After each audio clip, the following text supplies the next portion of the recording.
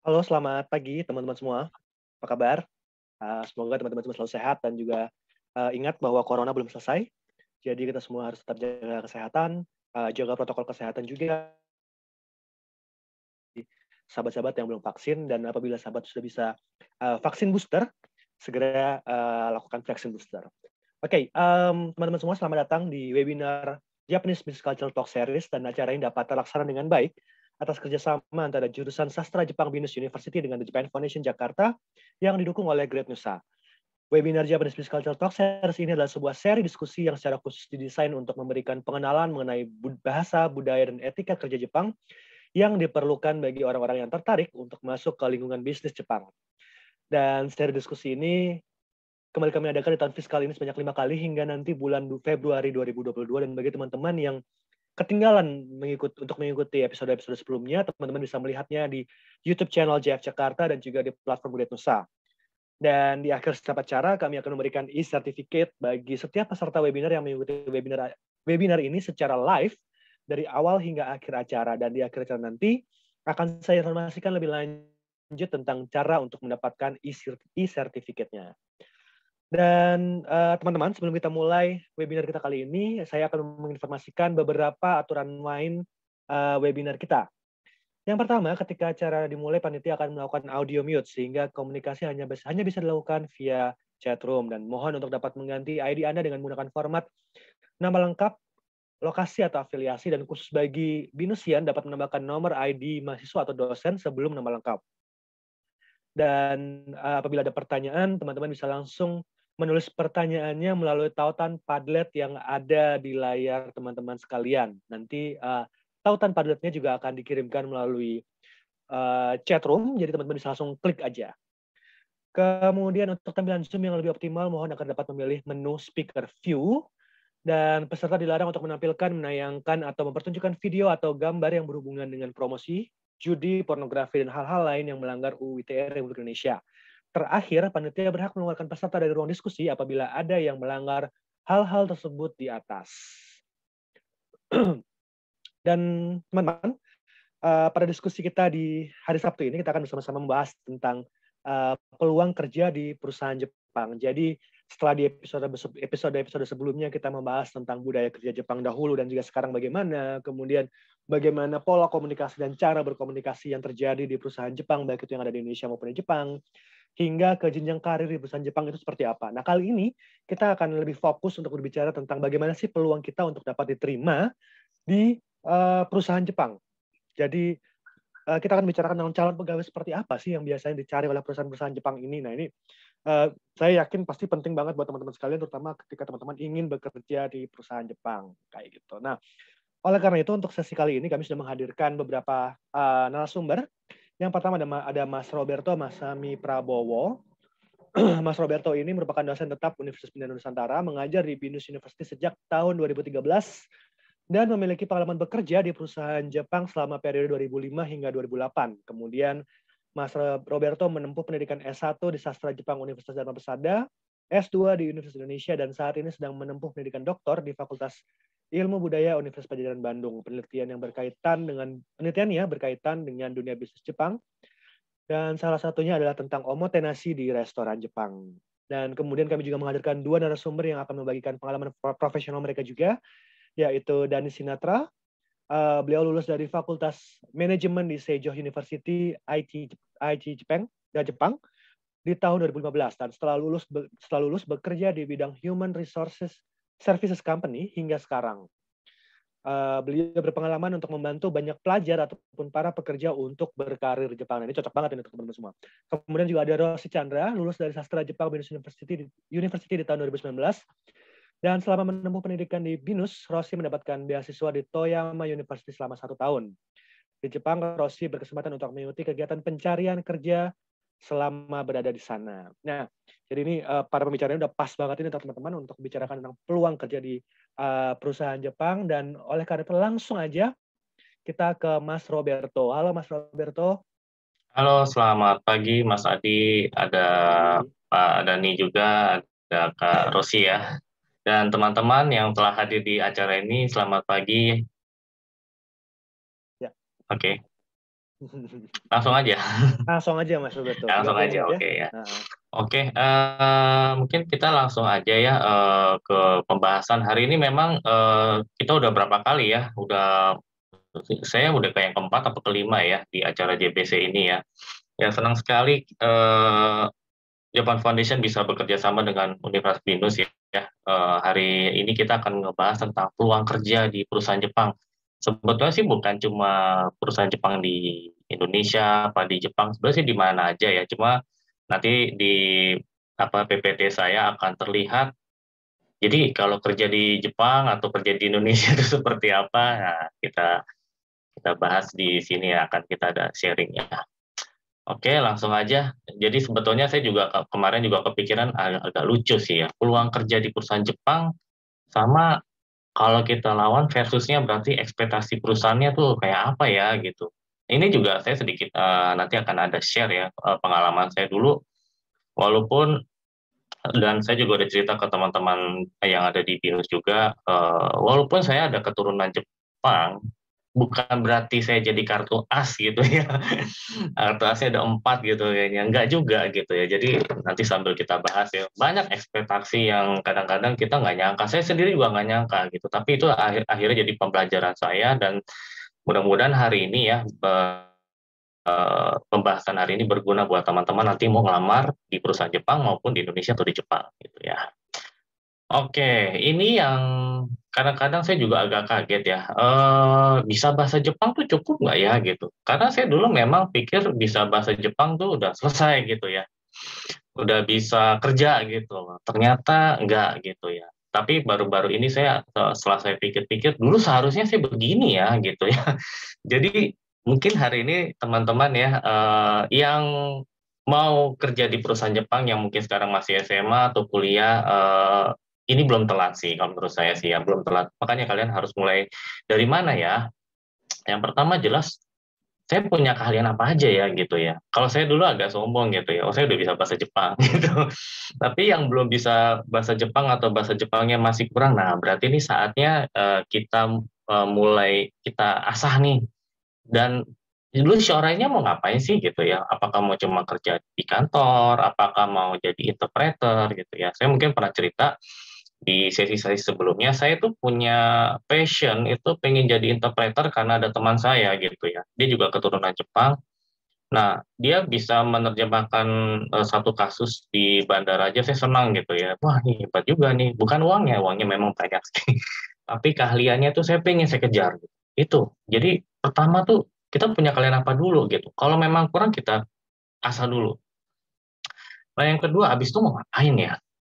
Ya kan tadi bahasa Jepang udah gini. Ternyata setelah bisa bahasa Jepang, bisa saya kembangkan lagi nih yang lain gitu. Mungkin ya, saya mau coba belajar desain grafis, saya mau belajar apa gitu. Jadi saya juga dulu agak nggak dapat bimbingan apa ya, mungkin orang tua saya mungkin cenderung ya udah kamu bisa bahasa Jepang, saya rasa kamu udah bisa gitu. Ternyata makin maju dunia ini semakin apa ya, harus ada banyak tuntutan gitu ya. Terutama saya waktu tahun 2005 di Jepang aja saya nggak nyangka gitu. Saya harus bukannya ngajar sih, tapi saya harus tahu mengenai teknik pengelasan, ya teknik Chuzo tuh pengecoran, engine kumitate gitu ya. Saya belajar dan saya nggak ngarahin langsung, tapi saya bisa menjelaskan, oh kalau waving-nya seperti gini nih ngelas gitu ya. Walaupun mereka sudah paham, tapi cara orang Jepang agak beda gitu ya. Itu ternyata banyak harus skill yang kalian bisa asah gitu ya. Makanya harus punya rencana gitu ya. Terus sudah punya strategi apa belum nih ya? Karena kita ngelihat dunia sekarang ini udah makin maju, terus kita nggak punya rencana nih, karena kan namanya strategi itu untuk mengalahkan. Mengalahkan apa aja, mungkin mau ngalahin teman saya lebih jago gitu ya, jago bahasa Jepang. Oh kalau gitu saya, oke jago bahasa Jepang saya biasa-biasa, tapi gimana caranya supaya saya bisa apa ya, berguna di perusahaan Jepang apa yang saya harus tingkatkan nih. Nanti kalau memang saya udah punya kerja di sebagai staff, saya mau sampai mana nih? Apakah mau sampai manajer atau mau sampai mana? Pikir kalau gitu, oh kalau manajer berarti manajemen, saya harus belajar manajemen kali ya gitu. Nah itu memang harus punya strategi. Nah yang berikut adalah motivasinya apa sih dulu? Ya kan, kalau kita misalnya kerja, oh saya sih yang penting punya mobil, selesai gitu, mobil sports car gitu ya. Tapi masa sih cuma segitu gitu ya. Saya rasa teman-teman mungkin punya motivasi tuh mungkin udah separohnya fantasi, separohnya reality ya. Memang begitu wajar, tapi sebaiknya motivasi itu harus ada, kita melihat sesuatu, kita menanggap gitu. Wah, ini kayaknya oke nih gitu. Nah, mungkin sisanya adalah berfantasi kalau saya udah begini gimana ya. Yang penting ada motivasi. Dan saya juga sedikit ngebahas ya tentang motivasi itu apa nanti. Nah, akhirnya waktu itu saya juga sering googling ya, zaman dulu sih belum ada Google sih, zaman saya sih waktu saya lulus kuliah gitu ya. Tapi ini yang sering menjadi permasalahan teman-teman saya gitu ya, karena dulu di kampus saya itu lulus nggak apa ya, kayak JLPT itu nggak sesuatu hal yang harus gitu ya. Kalau di BINUS kan beda ya, lulus kuliah harus punya N3 gitu ya. Nah, itu eh saya dulu kalau nggak salah masih N4 atau N3 saya lupa, tapi saya kalau nggak salah N3 aja perusahaan udah punya mau yang lebih gitu ya. Wah, ini minimal ternyata sampai sekarang aja masih ya N3 gitu ya. Umumnya nanti kita cerita kalau wah saya belum N3, tenang, ada ceritanya nanti. Ya nanti juga narasumber saya juga cerita. Ini ada masih banyak peluang kok teman-teman ya. Paham budaya kerja Jepang ini udah tentu. Bisa dilihat dari gimana ya, saya nggak tahu sih, mungkin kalian punya nonton drama atau apa, ada yang tentang dunia kerja seperti apa, bisa lihat dari situ ya. Atau baca sih yang udah jelas sih ya, atau enggak Wikipedia, googling apa aja deh gitu ya, budaya kerja Jepang tuh seperti apa sih, kenapa sih mereka sangat menghargai waktu gitu ya. Nah, terus yang di bawah itu adalah pernah aktif ya di keanggotaan mahasiswa ini. Dulu saya juga bingung ya kenapa ya kok harus aktif gitu ya ikut. Kalau di tempat kami itu ada kayak Ryori Kurabu ya. Jadi masak-masak, ada odori ya menari, ada taiko gitu ya. Saya juga agak bingung gitu. Tapi saya pernah tanya sama perusahaan itu karena saya pengen lihat keaktifan orang ini masa cuma belajar sih selama kuliah gitu ya. Saya pengen tahu dia di organisasi sebagai apa. Kalau sebagai ketua dia udah tahu dong gimana cara menghandle gini. Oh itu doang. Tapi di lain sisi kalau di Jepang itu ada kendo, ya mungkin ada judo, ya mungkin kalau yang cewek mungkin ngambil apa ya, kado ya itu, atau enggak ikebana ya, cado gitu ya. Nah itu ya mungkin sisanya olahraga juga ya, yakyu, bisbol atau tenis gitu. Mereka adalah bagaimana cara bisa menghargai lawan. Ya sports dengan apa ya, melakukan olahraga dengan ya fair aja, kalau kalah kalah, menang menang, tapi menghargai momentum apa gitu. Nah itu di Jepang beda ya sama Indonesia gitu.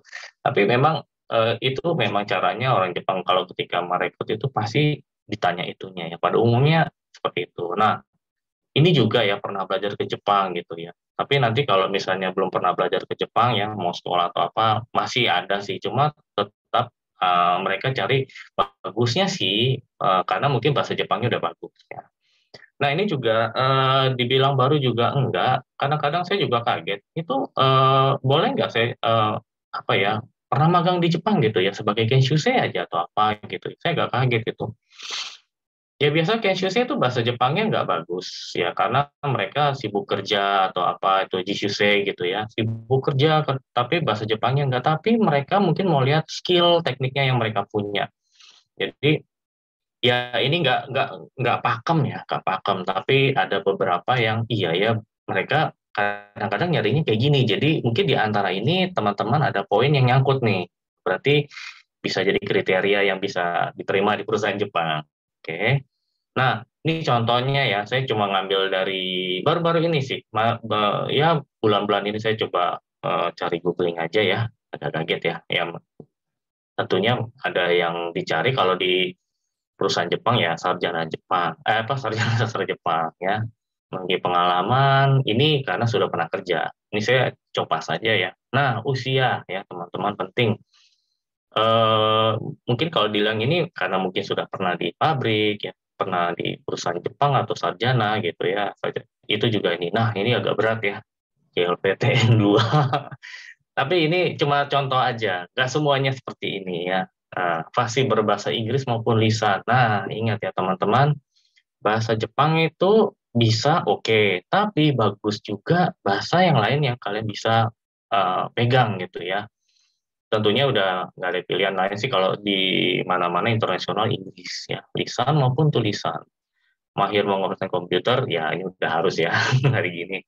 Memiliki pengalaman kerja, ya itu tadi ya. Mungkin kerja magang ya sama aja sih. Kemarin juga kalau saya tanya-tanya, penting nggak sih ya magang lah minimal gitu ya. Komunikatif, ada ini mungkin soft skill ya, bisa komunikatif, team player, adaptif ya, mudah beradaptasi ya. Terus selalu punya inovasi. Nah, ini bekerja di bawah tekanan. Ini yang kadang-kadang, waduh, berat nih. Tapi ya memang justru ini adalah di mana kalian bisa berproses bagaimana cara menyelesaikan masalah sih. Saya juga dulu bertahun-tahun kerja di perusahaan Jepang itu, memang kerja di bawah tekanan itu bukannya arti kita jadi stres, justru kita dikasih tanggung jawab gitu. Ini saatnya saya bisa berubah, saya bisa dewasa gitu. Jadi teman-teman jangan kaget kalau kerja kayak gini, waduh saya nggak mau deh, enggak, jangan. Ini justru perusahaan yang bagus gitu ya. Bisa ditempatkan di kawasan industri ya, ini udah pasti. Nah itu tadi contohnya. Ada satu lagi, ya usia maksimal 27. Jadi teman-teman kalau nanti mau pindah kerja udah di atas 30 itu makin susah ya. Jadi jangan pindah. IPK penting ya. Jadi ada minimal sih antara 3, 2,7 ya, 2,5 ya. Kebetulan jurusan teknik. Ini perusahaan Jepang ya dimintanya ya. Nah, ini juga di manufaktur juga, fresh graduate dipertimbangkan. Ya, kenapa ya? Itu kembali ya, poin yang atas ya, minimal 1 tahun. Tapi jangan ini udah, aduh, pasti nggak bakal terima nih. Nggak bisa kok. Bahasa Inggris dan Jepang lebih diutamakan. Nah, ini saya juga pernah sih, bukan saya sih, teman saya sih. Akhirnya saya pikir-pikir karena saya nggak mau ambil, karena teman saya merasa lebih butuh gitu ya. Jadi, diterima teman saya anak sastra Jepang ya. Jadi karena memang bukan jurusan teknik ya, bahasa Jepangnya bagus dan dia udah ditanya apa ngerti. Walaupun pengalamannya cuma magang kalau nggak salah ya, bisa. Ini udah pasti ya, dokter ya, bersedia bekerja shift, ya, lembur ya, wajar sih. Sebetulnya shift lembur itu ada dua ya, bisa artinya memang, sorry yang lembur dulu ya, yang lembur itu karena memang ada masalah tuh harus diselesaikan saat itu juga, jadi terpaksa lembur. Tapi kalau memang ada kesadaran sendiri, saya pengen nih mau tambahin lagi ya gitu, buat nambahin apa gitu, ya silakan. Tapi ya biasa sih cuma sejam 2 jam, nggak mungkin lebih dari itu sih ya. Karena nanti akan bentrok juga sama shift yang lain mungkin ya. Karena shift kan biasa pabrik tuh ada 3 ya, pagi, siang, sama malam gitu.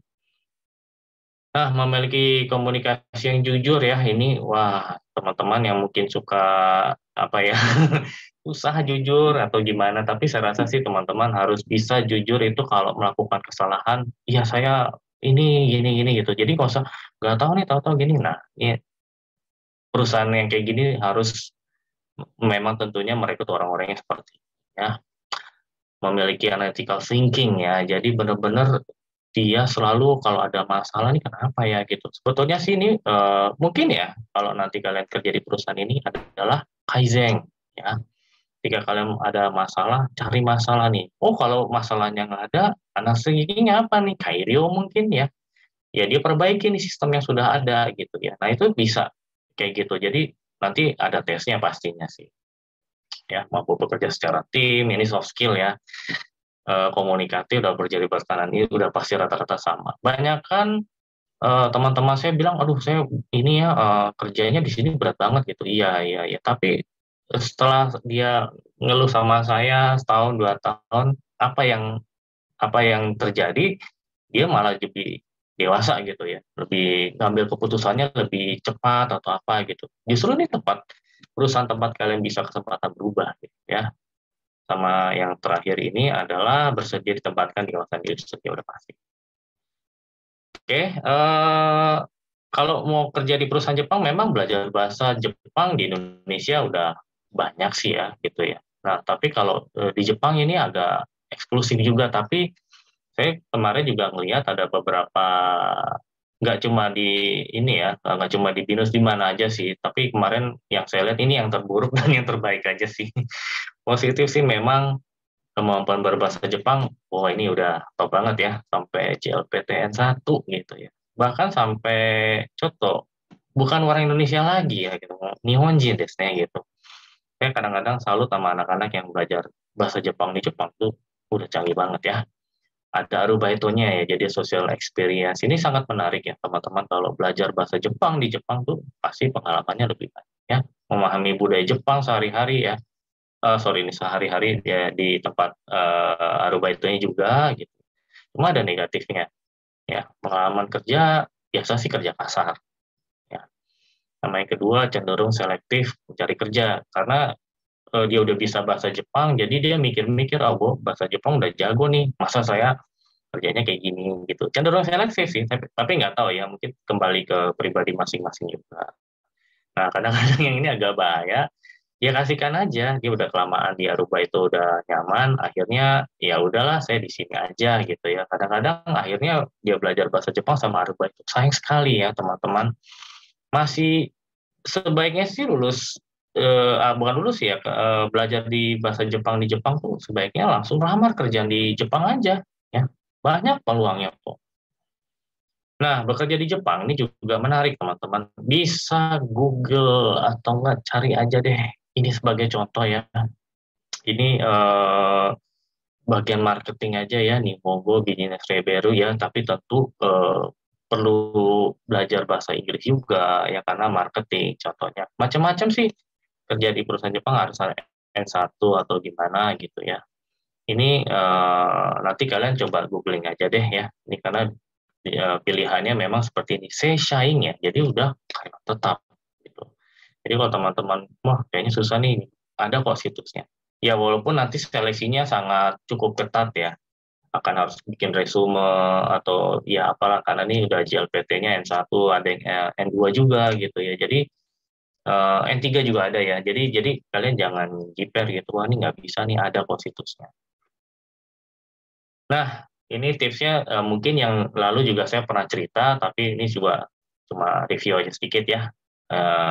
Sebaiknya sampaikan karakternya seperti apa sih saya gitu. Saya kalau lagi udah stres tuh gimana? Ya mungkin kalau ditanya seperti itu, ya cerita aja apa adanya ya. Menjelaskan pengalaman, terus kalau bisa di rumah tuh udah bikin apa namanya terstruktur aja nanti waktu jelasin. Jadi orang waktu wawancara seneng gitu. Oh begitu ya begitu ya. Jadi ekspresikan dengan sopan ya, tidak perlu meniru gaya orang lain. Ya, karena nanti, oh waktu saya wawancara kamu kok gini, tapi waktu kerja di sini kok beda ya gitu, takutnya gitu. Nah, sama mengajukan penempatan atau mengusulkan ya penempatan bidang yang, ya itu, kalau misalnya kalian pinter bahasa Jepang, kalian tahu desain grafis, IT, codec gitu ya, saya bisa ini, saya boleh nggak di sini? Supaya saya pengen lebih bersinergi nih gitu. Saya juga kalau memang saya diizinkan belajar, pengen tahu desain grafis kali di perusahaan ini, saya pengen kembangkan gitu. Jadi itu justru sangat menarik ya. Nanti yang akan menginterviewernya nanti akan lihat, oh ini anak bukannya risk taker ya, tapi mau menerima challenge gitu. Nah, ada lagi kalau teman-teman mau kerja berketerampilan spesifik ya, atau mungkin teman-teman pernah dengar ya Specified Skilled Worker atau SSW ya, mungkin atau bahasanya lagi adalah Toktegino ya. Ini juga sangat lagi banyak ditaksir ya. Teman-teman yang kemarin ada, sebetulnya sih kebanyakan ini anak-anak SMK di daerah sih. Kalau di Jakarta saya belum sempat lihat ya, tapi saya rasa di Jakarta juga mulai mengincar ya, mulai naksir sama program kerja ini ya. Kerja SSW ini cukup banyak ya, ada 14. Nanti saya jelasin ya itu. Nah, ini spesifiknya adalah ketika pekerja berketerampilan spesifik ini memang tentunya saya baru lulusan sastra Jepang belum bisa ya, apa gitu. Nanti ini agak susah ya, tapi nanti ada pelatihannya, cuma bukan di sini sih tempatnya ya. Intinya mereka punya izin tinggal ya di Jepang, jadi orang-orang yang ini adalah bisa punya karir di Jepang ya. memiliki visa izin tinggalnya tuh ada yang 5 tahun, ya, ada yang tidak bisa bawa keluarga, tapi di bawah juga yang visa nomor 2 itu bisa bawa ya, dan batas waktunya tidak ditentukan. Tapi kalau yang di atas itu satu ya, gaji sama seperti orang Jepang ya, menerima pendidikan bahasa Jepang juga, jadi di training mereka tetap belajar bahasa Jepang, bukan cuma di Indonesia juga, di Jepang juga ada. Ada juga bantuan ya, nanti mungkin kalian mau apa ya, mungkin di Jakarta apa di Indonesianya lagi ada kebutuhan uang yang mau dikirim ya, atau enggak apa aja lah, mau bikin rumah, perusahaan akan bantu dukungan apapun. Ya contohnya saya juga pernah di Jepang itu, ini sih bukan bantuan sih sebetulnya, fasilitas ya. Minta dibuatin tempat sholat dong gitu, dibuatin. Lebih layak ya maksudnya. Udah ada tapi minta dibuatin lebih layak, jadi perusahaan bisa. Ya ini sangat menarik ya. Jadi gimana perusahaan bisa nge-building hubungan Indonesia dengan Jepang, atau enggak ya kaum muslim dengan orang Jepang gitu, gimana ya mereka akan berinvest di situ. Nah ini tadi ya 14 jenis pekerjaan yang ada di Jepang ya. Mungkin ada keperawatan, ya kebersihan gedung, ya industri. Ini masih saya nggak tahu nanti akan berkembang lagi apa enggak. Tapi sementara yang lagi Toktegino yang lagi digiat ini ada 14 ya. Nah kemarin beberapa anak binus atau teman-teman yang saya kenal ada yang di keperawatan, ada di kalau nggak salah di layanan makanan, pertanian ada nggak ya? Ada sih, tapi saya lost contact kan. Saya akan coba tanyakan lagi ya ceritanya gimana ya, Toktegino pertanian tuh gimana ya, seru nggak ya gitu ya. Tapi rata-rata yang saya lihat sih di Instagram happy-happy aja tuh teman-teman yang di Tokte ya gitu. Karena mungkin ya apa ya, belajar sesuatu hal yang baru itu jadi passionnya mereka gitu ya. Jadi saya juga ya sangat senang sekali sih mereka bisa melihat ada hal apa ya, hal yang baru yang mereka pelajarin ya, selain mereka belajar bahasa Jepang aja. Nah itu tadi kalau belajarnya ini agak beda ya, ini bisa lihat kalian teman-teman nanti bisa buka ya di JFT Basic ya. Ini di Nihongo Kiso Testo ini juga nanti ada tesnya juga. Nah nanti kalau kalian klik yang ini, ada ini ya, tinggal dilihat aja ya teman-teman. Mungkin kalau penasaran bahasa Jepang untuk Toktegino tuh sampai mana sih gitu ya. Yang kemarin saya coba lihat, kalau nggak salah saya juga pernah ikut training ya, kalau nggak salah sampai A2. Ya. Kalau tadi kan di LPT, N3, apa, nah kalau yang Toktegino mengacunya ke sini ya. Jadi nanti bukunya ada Irodori sama Kendo. Itu bisa dibuka ya di situs juga ya. Ini A1 sampai C2 sih, kan tadi memang sampai di Jepang juga tetap belajar ya. Nanti memang harapannya sampai C2. C2 tuh udah bahasanya ya bahasanya lebih ke praktikal sih. Sejujurnya kalau teman-teman yang pernah belajar di kampus terus tiba-tiba terjun ke industri kaget, ya kadang-kadang bahasanya nggak praktikal ya. Mungkin yang buku-buku textbook yang kalian belajar di kampus ya.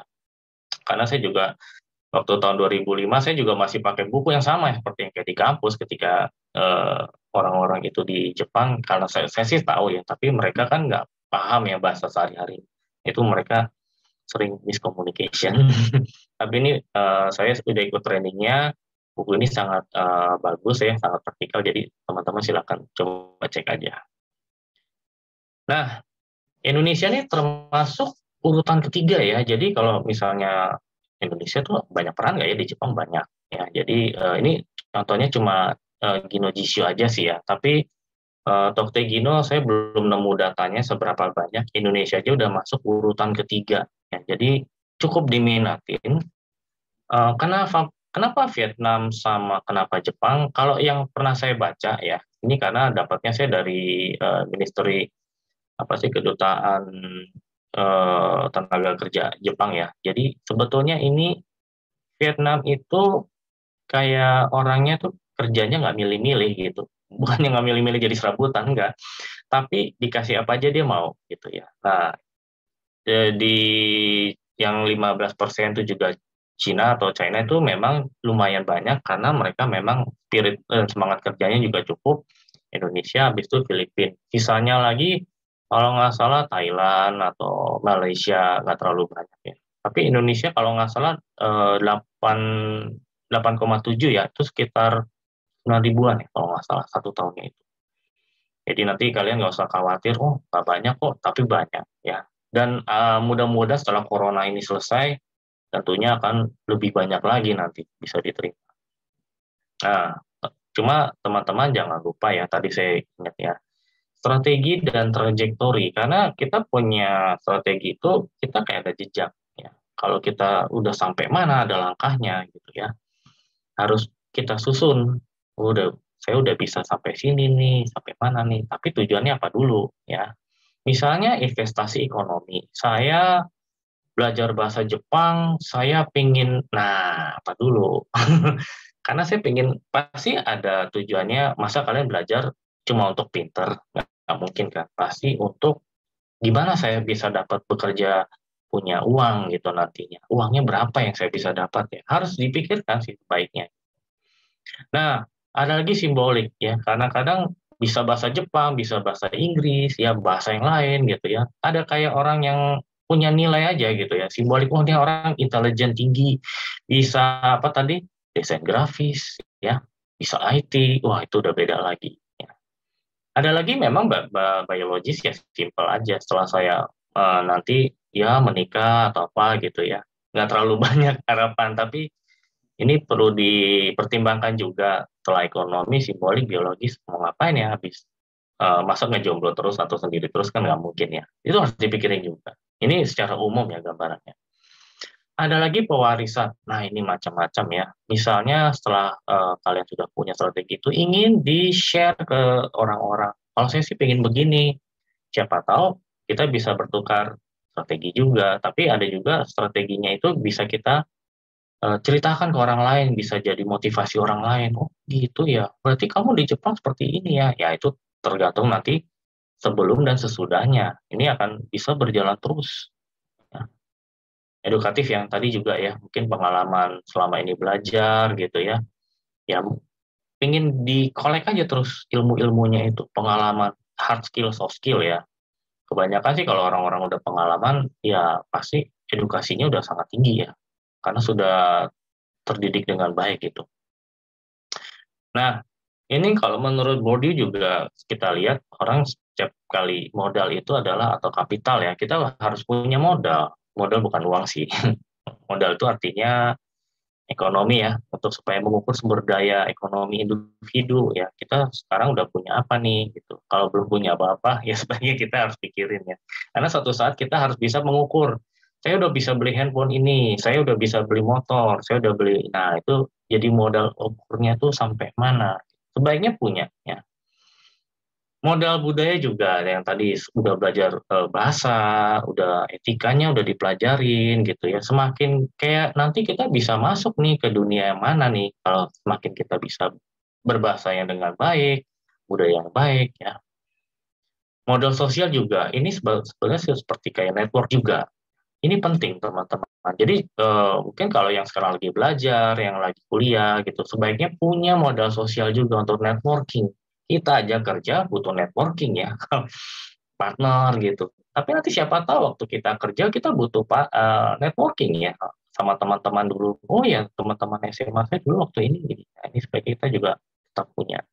Sama simbolik ya, tadi kerja di perusahaan mana, ya segala bentuk yang kapital di atas itu ya, itu bisa membentuk jadi pengakuan khusus dari masyarakat ya. Ini saya langsung aja ya, motivasi sebelum ke Jepang. Nah, ini sedikit menarik ya. Saya juga sempat tanya teman-teman yang waktu saya juga di Jepang, kamu dulu ke Jepang ngapain sih gitu ya. Duitnya gede katanya, gajinya gede katanya. Oh ya ya ya, saya paham gitu. Terus ngapain gitu ya? Ya pokoknya itu dulu. Gitu. Ya, ya kalau gitu berarti mereka untuk bisnis ya. Nanti uangnya nanti mau pakai buat bisnis, modal ekonomi dong gitu ya. Ada ya ternyata. Untuk menikah gitu. Oh ya ekonomi juga nge-building satu keluarga baru ya gitu ya. Ada juga yang mencari pengalaman baru nih, belajar ilmu pengetahuan, teknik, dan lain-lain. Oh, nih modal budaya nih. Kayaknya orang mau cari tetap hal-hal yang baru gitu ya. Kebebasan, modal sosial. Tadi saya juga agak mikir ya, tapi kebebasan itu dalam arti gini. Mungkin di rumahnya, keluarganya dia, keluarga petani, nelayan, ya apalah dagang gitu. Pemberontak dong. Saya belajar ke Jepang, saya Kenshu, Jishu, Tokte atau apa, saya untuk membuka apa ya, karir, membentuk karir hal yang baru gitu ya. Dia bikin networking ternyata di luar. Dia belajar hal yang baru tuh udah networking. Ketemu teman ya, kuliah, itu oh ini modal sosial ya, lagi ngebentuk networking ya gitu. Jadi ada juga yang mereka bahkan yang udah pulang dari Jepang mereka kuliah lagi ngapain ini networking sebetulnya gitu. Jadi apa yang kalian lakukan itu sebaiknya dianalisa dulu. Oh iya ya sebetulnya saya ini bisa ya gitu. Ya membuat jaringan sosial baru ini terjadi dan saya kaget juga sih ketika ada teman-teman yang udah pernah ke Jepang dia balik lagi kuliah atau mungkin sebelumnya juga sebelum ke Jepang pun ya itu networking. Nah, setelah kembali ke Indonesia macam-macam ya. Ada yang pengalaman kerja di Jepang itu akhirnya buat apa gitu. Ada yang bilang bermanfaat sih, ada yang bilang apa ya gitu. Ya saya sih cuma nyari duitnya aja gitu, sayang ya gitu. Tapi sebenarnya sih harus pengalaman kerja itu sangatnya bermanfaat gitu ya. Perubahan strategisnya mungkin berubah ya tadi investasi ya tadi teman-teman yang tadi saya jelasin investasi simbolik, biologisnya gitu ya pewarisan, edukatif tuh berubah strategi. Tadi maunya begini kok jadi berubah gitu. Bisa. Ya, jadi jangan kaget kalau kalian punya strategi apa berubah lagi. Tapi nggak apa-apa ya. Asal jangan terlalu jauh banget. Ya. Nah ini tadi ya ingin membangun bisnis dan budaya kerja di Jepang. Gitu. Budaya kerja Jepang ya di Indonesia gitu. Nah yang di bawah ini memahami budaya terus kerja prinsip dan lain-lainnya. Ini akhirnya berpengaruh pada kualitas, kuantitas ya. Dia kerja atau mungkin ya perusahaannya itu bahkan bekerja dan fokus lebih efektif ya rata-rata ya karena Jepang tuh kerja tuh sangat fokus ya karena kalau nggak fokus takutnya nanti ya bisa lewat dari waktu. Nah itu cara kerja Jepang tuh sangat fokus dan efektif gitu. Nah tentunya mereka yang sangat dirasakan ini juga saya kadang-kadang mereka nggak paham sih nggak diajarin budaya ini tapi mereka merasakan bahkan jadi kesadaran kepedulian empati tuh mereka kenapa ya orang Jepang kok peduli banget ya? Kok sadar ya kayak gini harus dilakukan, harus kayak seperti saya kok dibantu ya gitu. Nah itu mereka nggak tahu apa, tapi setelah saya coba analisa, oh itu namanya Mekubari ya, atau Kikubari, Kokorokubari ya, bahkan ya empati gitu ya. Lagi sakit aja bukan ditongkrongin sih disamperin. Gimana kamu udah sehat apa belum gitu ya. Besoknya datangin, terus dia cerita ke teman-temannya supaya biar dia lebih semangat kerja lagi. Itu sering ya terjadi kalau di Jepang. Ya itulah pembelajaran budayanya cukup agak jauh ya dibanding Indonesia. Nah ini tadi yang mungkin saya pernah bahas ya teman-teman jenis-jenis motivasi itu ada 4 ya. Mungkin saya dulu ingin punya motivasi adalah ya mungkin saya ingin punya altruisme macam-macam sih bisa seperti kayak simbolik juga ya. Kalau kolektivisme untuk demi keluarganya, prinsip itu apa yang dia tanamkan aja gitu ya. Mungkin lebih ke prinsip cara kerja ya, bisa agama, macam-macam. Egois ya cuma dia motivasi kerja adalah buat diri dia sendiri ya, bukan keuntungan orang lain. Tapi wajar sih kadang-kadang orang punya motivasi egois itu ya demi karir gitu. Ya, makanya orang punya karir kadang-kadang kan motivasi yang lain akhirnya terabaikan gitu ya. Untuk keluarga, untuk yang lain prinsip ya mungkin bukannya dilanggar tapi mungkin agak disampaikan gitu ya. Tadinya nggak lembur jadi ya udah lembur deh prinsipnya kan nggak gitu. Nah, seperti itulah. Nah, ini juga sedikit saya mau bahas kalau hard skill ya, soft skill itu pembelajaran di Jepang. Saya sih merasa sih di Jepang itu IQ tuh sangat banyak berperan dibanding di mana ya, saya nggak tahu sih. Kalau di perusahaan Jepang, karena saya berapa kali kerja di perusahaan Jepang tuh rata-rata IQ-nya sangat dipakai. Intelijen pakai, tapi memang yang namanya self awareness tadi ya, yang Mekubari ya, Kokoro Kubari itu sangat dirasakan sekali di perusahaan Jepang ya. Ya motivasinya apa sih kamu? Ditanya kadang-kadang ya. Terus self manajemennya gimana sih? Tanya lagi soft skill gitu ya. Empatinya apa ya? Gitu. Nah, itu bahkan sampai produk-produknya nanti yang harus dibuat gitu ya. Atau kita lagi packaging, kita harus empati. Walaupun dulu teman saya bilang gini, saya kan cuma packaging, ngapain orang cuma tutup-tutup doang. Iya, tapi saya tanya, coba deh packagingnya kamu lihat, kamu buka, itu gampang nggak? Enggak sih, agak ribet. Nah, kalau gitu kamu bikin dong Kaizen. Gimana supaya packagingnya diterima sama klien, mudah dibuka gitu. Nah, itu yang kadang-kadang kalau kerja di perusahaan Jepang tuh diuji gitu. Kalau mereka nggak sadar ya terpaksa saya yang harus mengajarkan ke orang-orang yang kayak contohnya packaging, yang bagian kebersihan, bagian apa gitu. Nah, ini juga sedikit bahas mengenai Maslow, Abraham Maslow ya. Memang sih kalau kita baru belajar, student ya, di sini, ya kita cuma baru tahu. Makanya kalau teman-teman tadi kan ditanya ya, kok udah sampai mana kamu magang gitu misalnya, berarti apprentice ya, sudah ada motivasi ya, atau mungkin Tokte Gino, mungkin udah sampai di sini awalnya, tapi lama-lama jadi Tokte kan apa ya, spesialis ya, udah bekerja, purpose knowledge, bahkan sampai ada sudah bisa menyelesaikan masalah, berarti Anda sudah expert dong, ya, bahkan invent, sudah menciptakan craftsman gitu ya. Nah, setiap kita kerja pasti kita pengen mengkerucut ya, jadi lebih apa ya mahir. Bukan artinya semakin gini terus gajinya makin gede, enggak. Ini adalah gimana? Kalau menurut saya sih agak taste ya, selera. Saya sih bekerja nggak mau yang cuma asal kerja. Gitu. Saya mau kerja tuh ada sesuatu yang mengkerucut, makin bisa tahu ya bekerja, bisa menyelesaikan masalah, invent itu berarti itu sudah berkembang gitu. Makanya saya tanya kalau teman saya, kamu udah pernah bikin Kaizen? Iya, solve nggak? Solve. Udah expert kamu. udah jago kamu gitu. Nah itu kadang-kadang itu saya kalau lagi ngobrol ya, tapi ya buat teman-teman yang di pabrik kan, oh ya waktunya sudah habis. Oke, saya langsung aja sedikit ya ekspektasi di perusahaan ini tetap ya bahasa Jepang bisnis ya, pengetahuan umum. Ini nanti teman-teman juga bisa googling ya, seperti apa sih kerja di perusahaan Jepang, ekspektasinya seperti ini gitu ya. Bahkan sampai kemampuan bahasa Jepang juga ini yang ditekankan ya. Dan ini menjadi jejak rekrut sampai sekarang ini adalah bahwa bahasa Jepang adaptasi dengan budaya teamwork itu masih menjadi sorotan perusahaan-perusahaan Jepang ya. Ini juga hal yang diterima di perusahaan itu biasa kemampuan bahasa Jepang lagi, memiliki pengetahuan hal yang khusus ya. Jadi makanya teman-teman kalau punya bahasa Jepang doang sayang, yang punya kemampuan selain bahasa Jepang juga tentunya, dan optimis dan lain-lain. Nah, ini saya sedikit kemarin sempat tanya-tanya anak-anak sastra Jepang ya.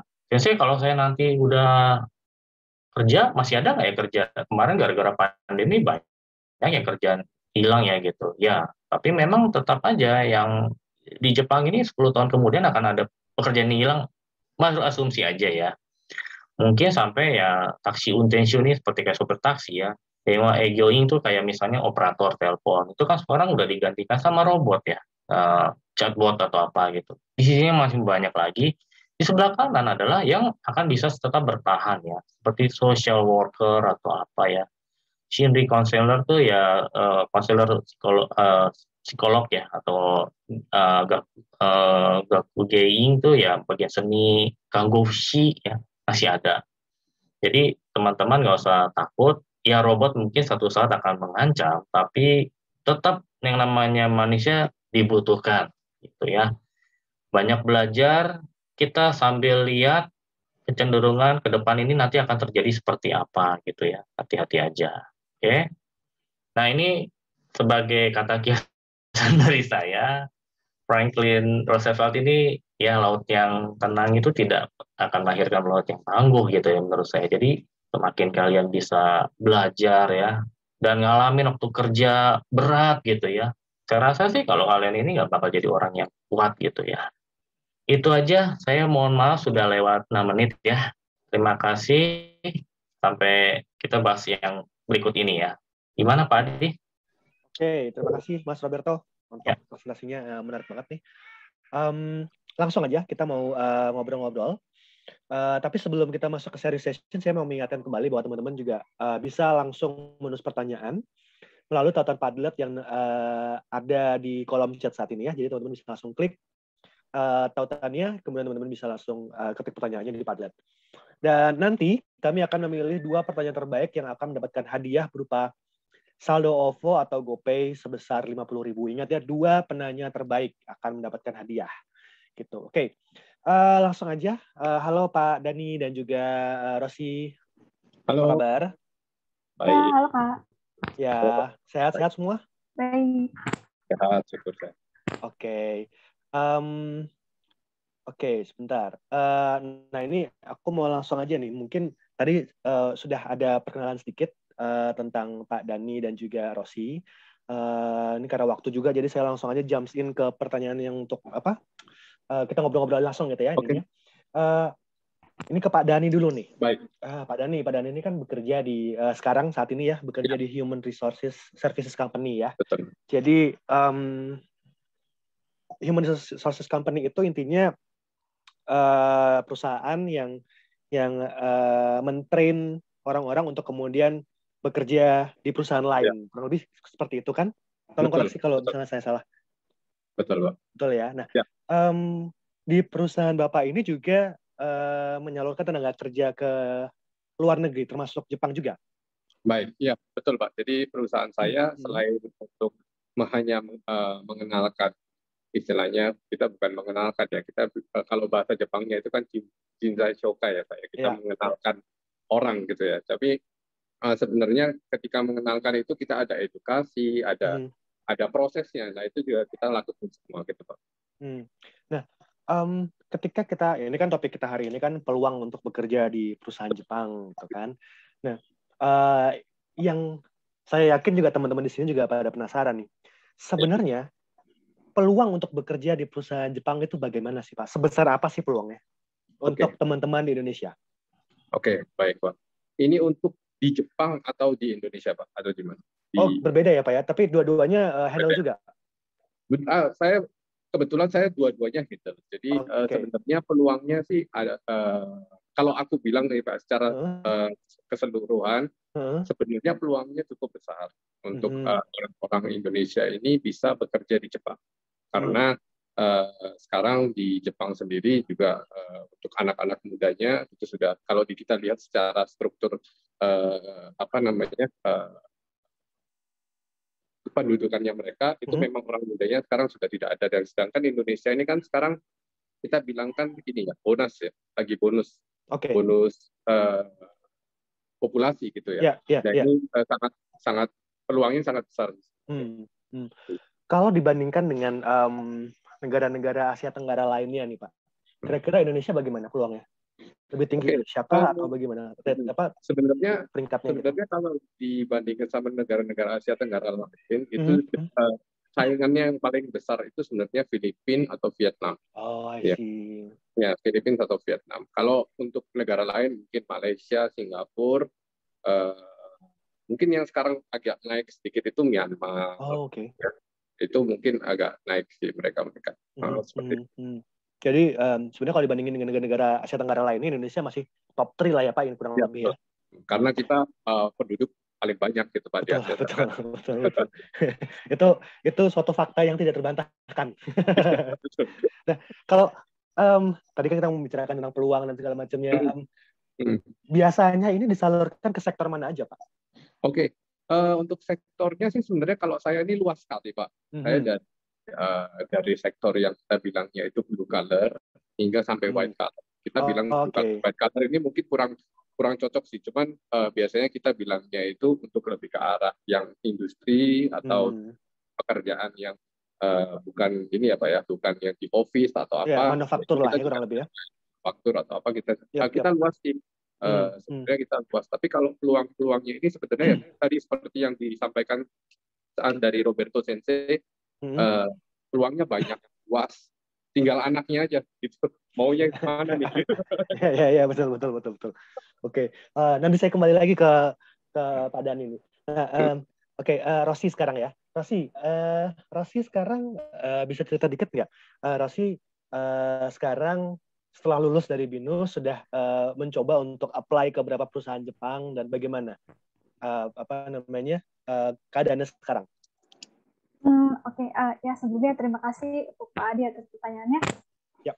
Kalau untuk apply ke perusahaan Jepang sih udah ya sekitar 3-4 perusahaan gitu kan. Dari pas di Jepang itu udah sempat apply beberapa juga, sama yang terakhir tuh di sini setelah kembali ke Oke. Indonesia Jadi itu waktu di Jepang sempat apply di Jepang apply juga. juga, apply di Itu Jepang waktu di juga. Toyama itu ya? Iya, waktu di Toyama. Oke. Terus ya untuk setelah lulus pulang, karena keadaan Jepang juga sekarang lagi naik gitu COVID-nya, jadi bordernya ditutup dan sampai sekarang pun belum dibuka. Jadi untuk keadaannya ya bener-bener yang nunggu itu memang udah antriannya udah parah ya, udah banyak banget, udah ribuan banget. Dan kalaupun masuk juga ya nggak bisa sekaligus gitu, pasti ada urutannya. Kuotanya ya? Ada kuotanya per hari. Nah, itu sih untuk keadaan Jepang sekarang lagi apa ya, lagi susah gitu. Iya. Berarti untuk perusahaan Pak Dhani juga mengalami gangguan itu juga ya Pak ya? Banyak tenaga kerja yang dihandle sama Pak Dhani. Iya, Jepang belum buka. Dan ini juga seperti Kak Rosi gini masih tunggu, itu banyak banget. Memang kenyataannya memang seperti itu gitu. Nah,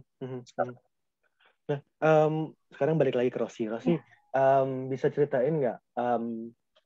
Rosi itu waktu dulu di Jepang itu apply ke perusahaan Jepang apa, dan kemudian juga bagaimana prosesnya waktu itu?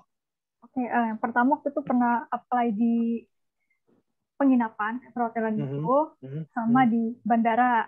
Nah, yang di penginapan itu awalnya waktu itu ikut job fair ya, sampai ke Tokyo sih waktu itu. Jadi saya langsung apply, udah kita kirim CV dulu, habis itu nanti kalau misalkan lolos screening, nanti di-emailin gitu kan, jadwal interviewnya. Waktu itu saya gagal di seleksi dokumennya. Mungkin gagal di bagian waktu disuruh tulis kayak bikin rombung gitu lah, rombung singkat gitu ya. Ya, itu yang susah.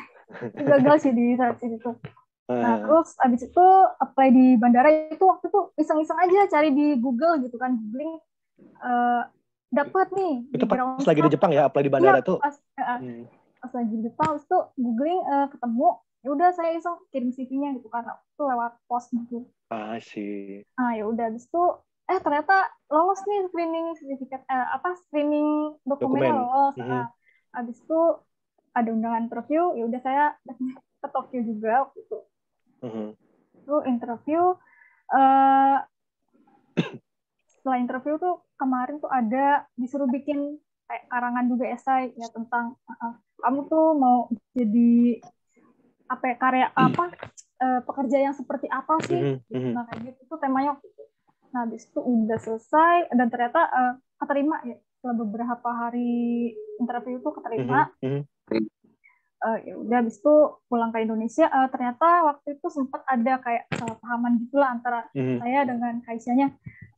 Ternyata mereka tidak memproses, ya nggak bisa memproses Zairi Yushikakunya. Jadi Zairi Yushikaku kan harus didaftarin di Jepangnya langsung ya sama orang Jepangnya. Dan mereka tuh nggak mau gitu.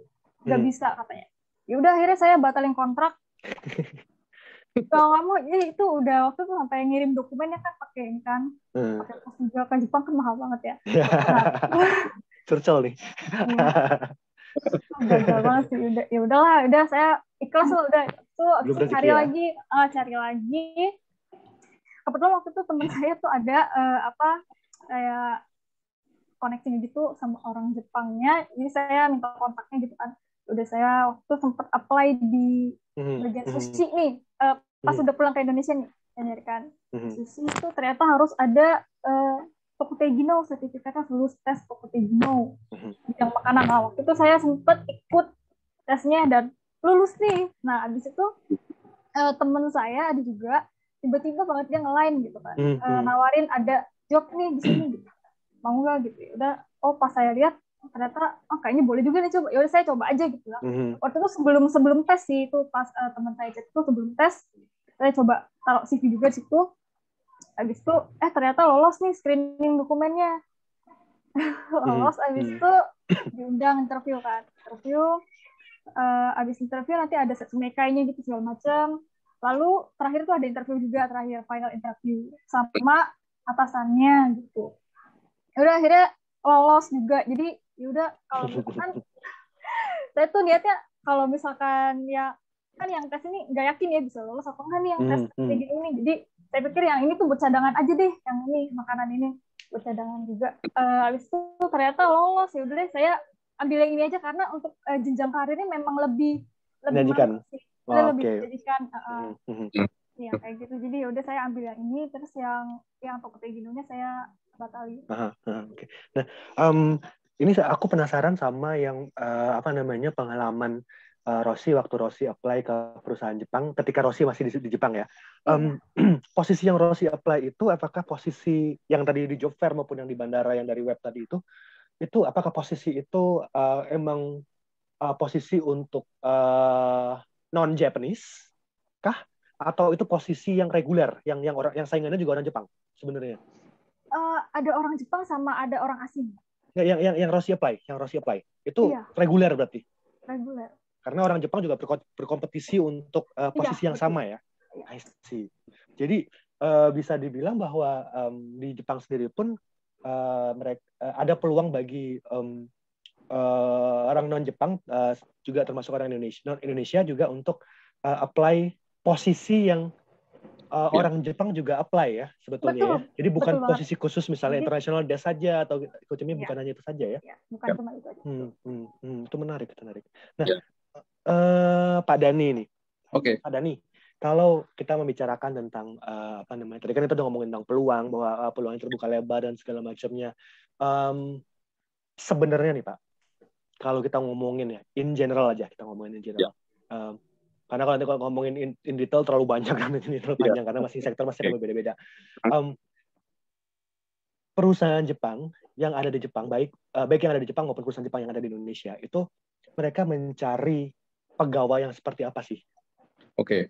Sebenarnya sih tadi yang disampaikan sama Roberto Sensei itu memang kalau di lowongan kerja, di bursa lowongan kerja, pastinya ditulis seperti itu.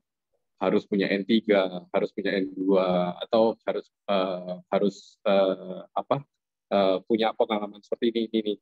Cuman memang kalau saya yakin anak-anak yang mungkin belajar bahasa Jepang, mereka pasti sudah punya kemampuan bahasa Jepang N4, N3, N2, bahkan ada yang mungkin N1 punya. Nah, itu sebenarnya sudah mencukupi. Tinggal yang paling penting kalau saya lihat sih sebenarnya sih dari soft skill-nya. Dari mereka dari dari sifatnya mereka. Karena bahasa Jepangnya itu kita biasanya lihat orang ini ngomong bahasa Jepang pinter. Cuman kayaknya ada sesuatu sifatnya dia yang kalau bahasa saya dia karena saya juga asal dari Surabaya ganjel gitu ya. Ada sesuatu yang ini. Tenang Pak, saya juga dari Surabaya Pak, aman Pak. yang agak gimana ya? Kok kayaknya ada sesuatu yang nggak cocok nih. Apa ya ini ya? Karena itu bisa menjadi nilai minus yang lumayan tinggi gitu. Jadi sebenarnya kita meskipun bahasa itu kita kurang mampu N3 atau apa, kalau kita orangnya itu seperti punya soft skill yang bagus ya, kita bisa misalnya seperti tadi empati atau kita bisa peduli sama orang atau apa, itu nilainya lebih tinggi lagi gitu karena N3, N2 itu masih bisa ditempuh lagi gitu. Tapi kalau yang ini kan soft skill ini kan emang dari kita pengalaman hidup berapa puluh tahun ini kan dari situ gitu. Kalau aku sih lihat sih dari situ ya. Jadi memang perusahaan Jepang itu lebih sepertinya matanya lebih ke arah ke sana. Soft skill-nya itu ya dibandingkan misalnya yang lebih terstruktur misalnya N3-nya atau apanya IPK dan segala macamnya gitu ya. Kalau saya boleh tambahkan boleh, itu Mas, orang Jepang bilangnya naimeng. Itu mungkin bisa dijelasin Mas. Karena mungkin ada teman-teman yang nggak bisa bahasa Jepang di sini. Iya, naimeng itu sebetulnya karakter yang innernya dia sih. Kalau bahasa Inggris mungkin bahasa Indonesia apa ya, kepribadian. Tapi orang Jepang tuh bilang naimeng gitu. Naimeng awanai desu ne gitu. Jadi saya nggak cocok sama kepribadiannya dia sih kalau saya simpel gitu ya. Mungkin bahasa Jepangnya N1, terus tapi nggak punya empati. Itu yang saya sering ya. Kyokangnya tuh nggak punya gitu. Wah itu udah kayak kartu asing hilang seketika aja gitu. Jadi padahal saya bilang itu S1. Nah yang ini kata-kata yang sangat penting ya teman-teman ya. Watashi wa hatarakiru hito ga ii gitu. Jadi itu kuncinya. Saya pokoknya mau orang yang mau bekerja. Yang bekerja seperti apa? Yaitu yang bekerja dengan empati, yang dengan memang penuh kesadaran, kesadaran keprihatinan gitu. Jadi kalau cuma kerja doang saya bisa cari orang yang seperti apa gitu ya. Tapi emang agak susah sih dari orang yang punya Kyokang ini empati ya. Jadi soft skill-nya atau naimengnya yang lebih dicari sama orang Jepang ini sebetulnya lebih ke etos kerjanya sendiri itu ya, etos kerja dan juga empati yang dimiliki itu ya. Betul. Ya. Jadi itu nilainya lebih besar sih menurut aku. Jadi kalau misalnya bisa bahasa Jepang tapi diajak ngomong nggak nyambung, diajak ngomong nggak nyambung, terus di perintah ini, di perintah A jalannya ke B. Ya. Working logic juga ya berarti. Itu lebih susah sih, kita diatur kembalikinnya lebih susah gitu. Jadi lebih baik sih mending anak yang masih bukan polos sih, kita bilangnya masih bisa kita didik karakternya, itu lebih bagus gitu. Nah, itu tadi kan untuk soft skill-nya. Nah, kemudian untuk resume sendiri nih Pak Dani nih. Ketika kita bicarakan resume atau CV kayak gitu ya. Resume atau CV seperti apa sih yang paling banyak ditoleh sama perusahaan Jepang yang wah ini nih asik nih, ini menarik nih, itu yang kayak gimana sebetulnya? Sebenarnya kalau untuk resume untuk kalau perusahaan di Indonesia sama perusahaan di Jepang, kalau Jepang ini kan sudah terformat ya, semua ada formatnya, CV-nya ada formatnya segala macam. Kalau di Indonesia biasanya bebas ya. Bandingin. Sebenarnya perusahaan Jepang ini kalau kata-kataku kurang tepat, mohon maaf ya nanti mungkin dikoreksi. Perusahaan Jepang itu suka yang namanya kertas, sertifikat. Paling suka yang namanya sertifikat. Punya sertifikat apa? Sertifikat ini, sertifikat itu, sertifikat ini. Kalau misalnya nih, aku punya sertifikat bahasa Jepang, aku punya sertifikat bahasa Inggris, misalnya TOEIC. Aku punya sertifikat bahasa Mandarin apa? Misalnya, aku punya kemampuan ini yang apa ya, bentuknya itu kertas gitu, sertifikat. Nah ini orang Jepang itu suka gitu ya. Secara legal bisa dipertanggungjawabkan gitu mungkin ya. Betul. Nah beda dengan CV yang di Indonesia. Kalau CV di Indonesia biasanya jarang ikut seminar dulu, ikut seminar itu. Terkadang kita lihat dari sisi kita human resource, kita lihat ikut seminar. Ya kalau ikut seminar doang sih siapapun juga bisa gitu. Iya. Betul. Kita akhirnya apa yang ditulis itu biasanya lebih baik sih ditulis apa yang bisa dipertanggungjawabkan. Jadi itu sudah yang lebih, maksudnya lebih ngena gitu masuk ke orang yang lihat CV kita gitu. Seperti itu. Waktu Rossi dulu apply di perusahaan Jepang itu seperti itu juga nggak? Gimana? Iya. Persis kayak gitu juga. Pak Dani. Baik untuk resumenya, kemudian sertifikat yang berjibun dan segala macamnya gitu ya. Iya betul. Nah, kalau untuk nih Rossi juga Mas ini, ketika kemarinnya itu dengan apply ke beberapa perusahaan gitu ya, sampai akhirnya sekarang diterima di perusahaan yang terakhir ini. Tantangan terbesar apa sih yang Rossi rasakan ketika Rossi mencoba untuk apply ke perusahaan Jepang? Tantangan ya, mungkin apa ya? Benar sih tadi yang kayak disampaikan sama Pak Dani, orang Jepang itu kan lebih lihat ini ya, karakteristik. Nah itu jujur saya memang merasakan sekali ya. Emang orang Jepang itu ngelihat karakteristik waktu, bahkan pas interview pun ditanya gitu, menurut kamu teman kamu tuh menilai kamu orangnya seperti apa, itu sampai ditanya kayak gitu. Nah makanya menurut saya ya tantangannya ya itu sih tadi, gimana sih kita cara menyampaikan diri kita tuh apa adanya sebaik mungkin sama orang Jepangnya, supaya orang Jepangnya juga bikin suka gitu sama kita gitu, dan percaya sama kita gitu. Nah waktu Rossi ditanya kayak gitu waktu itu, Rossi jawab apa? Jawab seadanya aja, sejujurnya aja apa adanya. Dan itu berhasil. Itu berhasil ya. Jadi orang Jepang pokoknya intinya jangan bohong aja. Jangan bohong. Cuman mungkin perlu kalimatnya mungkin dimodifikasi sedikit lah.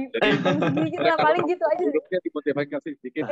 Boros, sama kurang pintar memanajemen uang itu kan beda. Itu bahaya itu.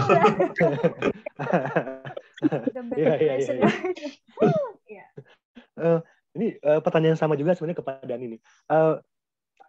Karena Pak Dani ngehandle teman-teman calon pekerja dari Indonesia ya, otomatis kan Pak Dani tahu juga tantangan yang mereka hadapi seperti apa. Sebenarnya kalau kita ngomongin in general ya, permasalahan yang dihadapin atau tantangan yang dihadapin sama teman-teman dari Indonesia ketika mereka apply ke perusahaan Jepang, yang di Jepang maupun yang di Indonesia, ini apa Pak? Yang paling susah lah, kira-kira apa? Yang kira-kira itu harusnya bisa dirubah oleh teman-teman?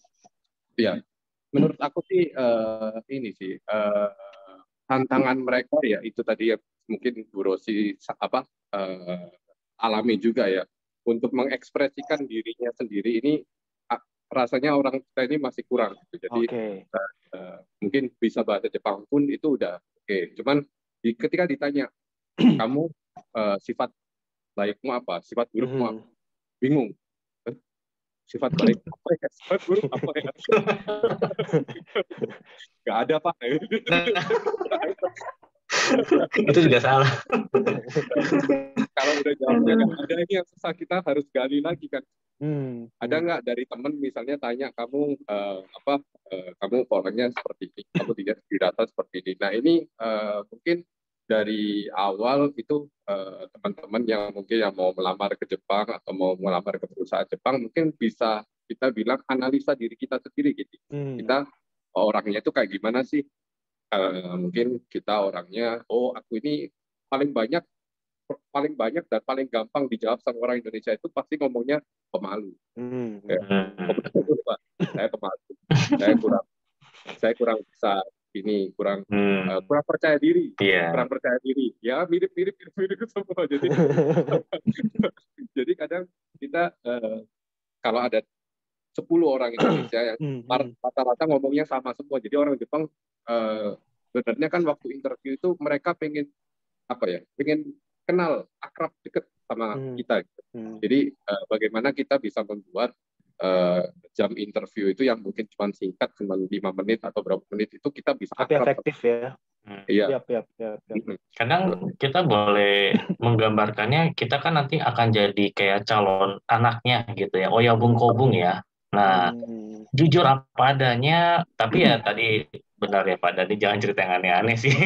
Tapi kita harus memberikan hal yang saya nih pengen bisa berkontribusi apa ya di perusahaan ini. Itu sih yang penting juga sih. Jadi kalau memang cuma pemalu ya kita mikir, terus itu nggak berkontribusi buat perusahaan saya.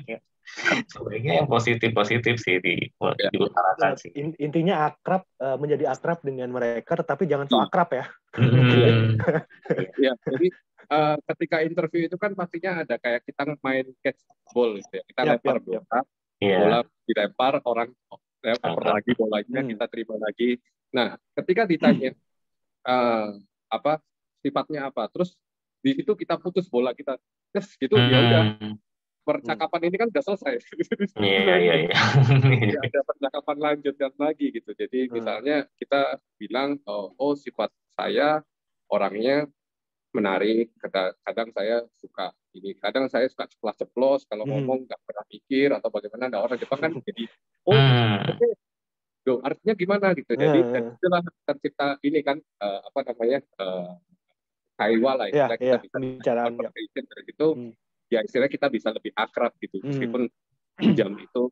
Jadi nanti waktu setelah interview, orang Jepang lihat lagi CV kita, mana nih orang yang bagus, paling enggak masih terbekas di benaknya orang Jepang itu, tadi ini si itu yang tadi ngomongnya ceplos-ceplos itu dia tidak benar. Pasti kadang-kadang kejujuran itu malah jadi menarik ya. Malah tambah menarik gitu. Bisa membantu, bisa jadi jurang juga. Jadi kita mesti hati intinya ya. Kalau udah mulai bohong malah masa sih nih orang gitu, udah kecium gitu aromanya. Ini sebenarnya menarik ya. Ini sebenarnya menarik. Ini kalau dari penjelasan tadi dari Rosi dan juga dari Pak Dani sama Mas Roberto juga. Ketika di interview oleh orang Jepang, berarti mereka akan menanyakan secara gamblang ya, sifat kamu seperti apa. Kenapa seperti itu ya? Karena kalau misalnya kita bandingkan dengan perusahaan di Indonesia gitu, atau perusahaan-perusahaan dari negara lain gitu, ketika mereka interview, sepengetahuan saya, tolong koreksi kalau salah ya, biasanya mereka nggak akan menanyakan pertanyaan yang gamblang seperti itu karena mereka ada timnya sendiri. Tujuannya sebenarnya ingin mengetahui pribadinya seperti apa, tetapi pertanyaannya itu berbeda gitu kan. Jadi pertanyaannya, ya mereka ada misalnya dari psikolog atau apa yang dihadirkan untuk membantu. Ini kenapa di Jepang seperti itu ya? Malah langsung to the point, gamblang seperti itu, kenapa ya kira-kira?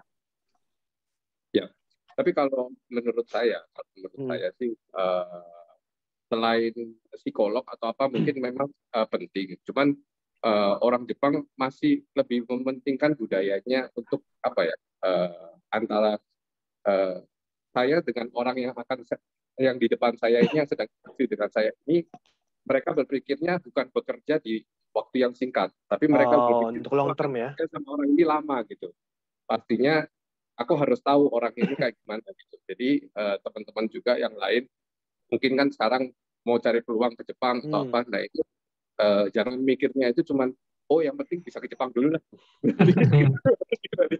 Nanti aku gampang lah atau apa. Jadi kita pasti punya strategi. Mungkin kalau misalnya kita mau melamar di perusahaan ini, kita mau jadi apa, kita mau ambil skill apa, kita ke depannya mau bagaimana. Itu mungkin seperti tadi yang disampaikan sama Roberto Sensei sangat bagus sih menurut saya. Kadang juga gini Mas Adi, kan tadi memang long term ya, bisa 3 tahun, 5 tahun, 10 gitu ya. Nah, yang sangat menyedihkan kan kayak kemarin contohnya waktu saya ada kayak Kensho Jisoo itu kan 3 tahun ya, mereka pulang ke Indonesia tuh udah orang Jepangnya sampai ada yang nangis gitu. Aduh, nih apa ya, mereka udah nggak kayak anak sendiri kan ya. Itu ya. Iya, waduh saya udah capek-capek besarin kamu, udah gimana tahu cara ngelas, gimana gini, terus kamu pulang ya, balik lagi bisa nggak ya? Tapi waktu itu kan dulu sistemnya ya cuma sekali. Cuma terima kasih sekarang udah Top Tegino, jadi bisa datang lagi, bisa ke Jepang gitu sih. Jadi intinya bisa dibilang, ini kalau saya simpulkan ya, ini maaf kita ngobrol-ngobrolnya mungkin sesi-sesinya saya sudah akan di sini dulu karena nanti pasti akan ada banyak teman-teman yang bertanya dari Padlet. Kalau boleh saya simpulkan berarti ketika kita mencoba untuk satu adalah peluang kerja untuk di Jepang itu sangat besar untuk teman-teman Indonesia. Kedua, yang perlu dipelajari oleh teman-teman adalah bagaimana untuk lebih bisa mengekspresikan diri supaya itu bisa lebih appealing untuk perusahaan Jepang. Seperti itu. Kemudian yang ketiga, ketika mendaftar di perusahaan Jepang tidak hanya skill dan knowledge tentang pekerjaannya saja, tetapi juga bagaimana kepribadian kita supaya kita bisa selaras dengan perusahaan yang kita apply.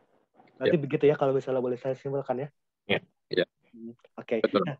Oke, terima kasih Mas Roberto, Rossi dan juga Pak Dani. Tapi kita belum selesai nih. Ini masih dari Nggak mau kabur aja. Jangan kabur dulu. Tetap di situ. Ini aku mau ngebacain pertanyaan-pertanyaan dari teman-teman yang udah kirim pertanyaan di Padlet. Teman-teman yang belum kirim pertanyaannya di Padlet, silakan langsung kirim pertanyaannya di Padlet dan nanti linknya bisa teman-teman dapatkan di chat room, tinggal klik aja. Dan nanti akan ada 2 pertanyaan terbaik yang akan mendapatkan hadiah berupa saldo OVO dan GoPay. Gitu. Lumayan kan? Sudah jajan. Lumayan lah pastinya. Ya, lumayan. Oke, ini pertanyaan pertama nih. Langsung saya buka sama pertanyaan yang agak susah. Ini agak bikin mikir pertanyaannya ini. Iya, belum belajar udah keluar pertanyaan. Ujian. Ini dari Alifah Mauludinah di Malang. Saya adalah karyawan dengan jabatan staf SPV di perusahaan pengolahan udang untuk ekspor. Usia saya akan memasuki usia 30 tahun dan pendidikan terakhir saya adalah S1. Apakah kira-kira ada peluang bagi saya untuk bekerja di Jepang dengan jenjang staf dan bukan operasional? Lalu, kira-kira bagaimana potensi karir untuk wanita? Karena saya banyak mendengar kabar bahwa wanita sulit untuk berkarir di Jepang. Nah, ini gimana nih? Siapa dulu nih? Pak Dani dulu mungkin. Gimana Pak Dani? Langsung tambah Pak Dani. Kalau peluang untuk wanita bekerja di Jepang sebenarnya tidak seperti dulu ya, mungkin atau seperti yang kita cari di Google atau apa. Memang kalau dibandingkan di negara-negara lain, misalnya di negara Eropa atau di negara mana, mungkin peluangnya lebih kecil di Jepang ya. Tapi negara Jepang sendiri sudah mulai membuka untuk perempuan itu bisa berkarir. Jadi contoh misalnya kalau misalnya di Jepang itu kita perempuan berkarir, kalau misalnya dia lagi melahirkan bahkan cutinya bisa sampai 1 tahun, bisa nambah sampai 2 tahun mungkin ya. karena ada cuti sebelum melahirkan, cuti setelah melahirkan juga ada. Maaf, ya, jadi saya potong Pak. Itu cuti itu juga berlaku untuk non Jepang juga ya, atau hanya warga Jepang saja yang berlaku? Kalau untuk non Jepang ini masih agak gimana ya kita bilangnya, karena mereka statusnya kan juga bukan warga negara ya. Tidak ini ya, kalau di Jepang biasanya mereka status untuk bekerja jadi staff di Jepang itu kan biasanya dikontrak berapa tahun. Nah, cuman kalau misalnya memang untuk kayak dunia kerja untuk wanita di Jepang ini sudah mulai banyak sih sekarang, dan saya rasa sih kalau misalnya memang syaratnya memenuhi untuk lowongan sebagai staff itu tidak untuk kemungkinan bisa sih.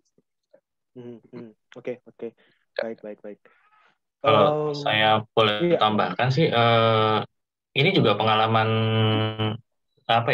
saya juga pernah gini. Jadi orang Jepang kan senang melihat orang kerja itu kalau misalnya, dia sebagai operator nih gitu ya.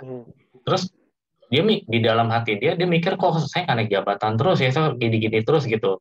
Di sisi lain orang Jepangnya cuma gini, dia udah senang kerja sebagai operator. Jadi kayak ada miscommunication di situ. Sebaiknya sih dikomunikasikan, tanya, Pak, kira-kira saya pengen ini deh. Nah, itu kan yang saya bilang, Anda mau terima challenge nggak? Gitu. Kalau mau terima challenge, saya pengen ini deh, saya pengen belajar ini, boleh nggak? Nah, di Jepang, atau mungkin di beberapa perusahaan Jepang, bahkan ada namanya kerja rotasi, kan?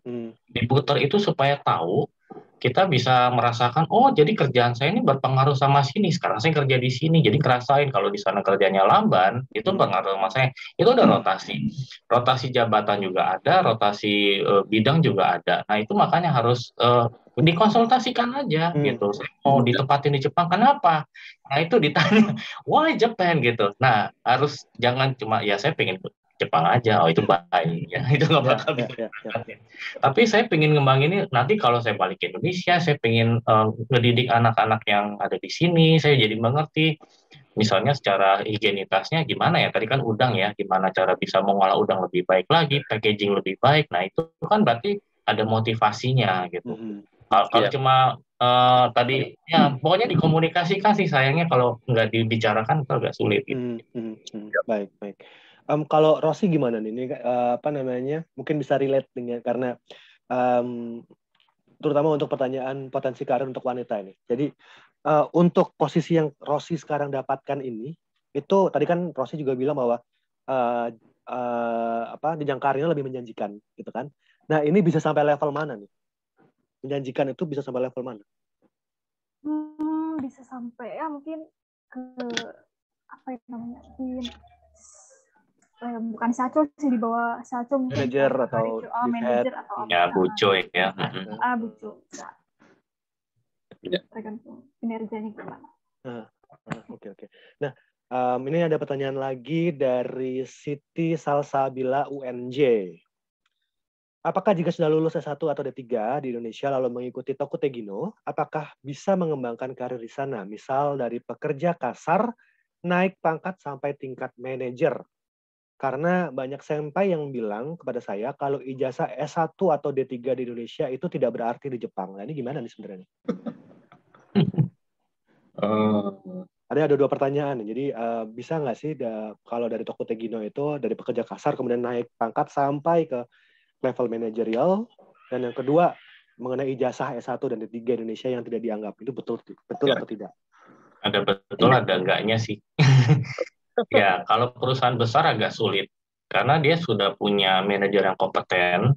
Dan waktu itu kan memang pekerja asing ya, jadi agak sulit. Tapi kalau Chushogigyo ya, perusahaan-perusahaan kecil, dari senpai sih ya istilahnya ya gitu. Mungkin yang orang Jepangnya memang lagi vakum, nggak ada. Ya memang sih karena nggak diutamakan bisa punya langsung jadi manajer tuh pasti ada kondisi-kondisi tertentu gitu ya. Jadi waktu itu saya pernah nggak sengaja nanya gitu, kok bisa ya punya levelnya tinggi juga di Jepang gitu, karena ya orang Jepangnya sudah mengundurkan diri, nggak ada yang gantiin, dan dia istilahnya udah ada senpai di situ ya, udah 3 tahun, dan dia dapat undangan lagi setelah Kenshusei selesai itu dia dapat undangan kayaknya sih kerja staff biasa ya gitu. Nah dulu kan memang belum ada Tokte. Kalau Tokte saya mungkin kurang lebih sama sih kasusnya. Ketika orang Jepang ada kevakuman ya misalnya atasannya ini sakit ya mungkin ya sekarang kan juga corona atau apa gitu digantikan sama dia gitu. Mungkin temporary atau mungkin seterusnya itu bisa terjadi sih. Ya. Jadi intinya case by case ya Mas Roberto ya. Case by case sih sebetulnya. Gimana Pak Dani? Ada yang mau disampaikan juga terkait ini? Saya sih mungkin secara regulasi, kalau regulasi sih sekarang Tokte Gino ini kan masih yang istilahnya kita masih bertahap ya 5 tahun. Mungkin nanti juga untuk yang Tokte Gino tahap kedua itu kan juga masih beberapa bidang aja yang bisa. Cuman kita lihat aja dari yang tadi dimaksud jadi manajer atau jadi apa. Nah ini apakah dia mau yang istilahnya ya tadi seperti tadi di Roberto Sensei bilang statusnya anak magang tapi dia di pabrik itu paling senior gitu.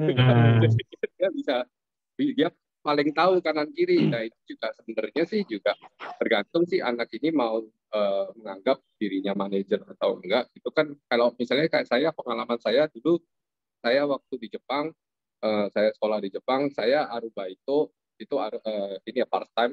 Saya kerja part time awalnya saya kerja di part time di pabrik makanan. Di pabrik makanan saya memang kerja kasar.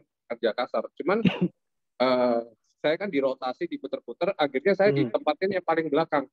Di paling belakang artinya apa? Yang lain ngepak-ngepak rame begini-begini, saya cuma ngecekin apa makanan ini lewat. Ini masih kurang, Jadi mandornya malahan ya. Saya sudah merasa kayak manajer gitu. Iya. Sudah merasa kayak manajer karena saya memang paling lama memang di situ gitu. Masih kurang, ini miring nih, ini begini. Jadi kita bisa kasih instruksi juga. Kadang kita ngomong sama orang Jepangnya juga gitu. Jadi kita bilang ini maksudnya makanannya tidak sesuai sama yang sesuai SOP-nya kita atau apa.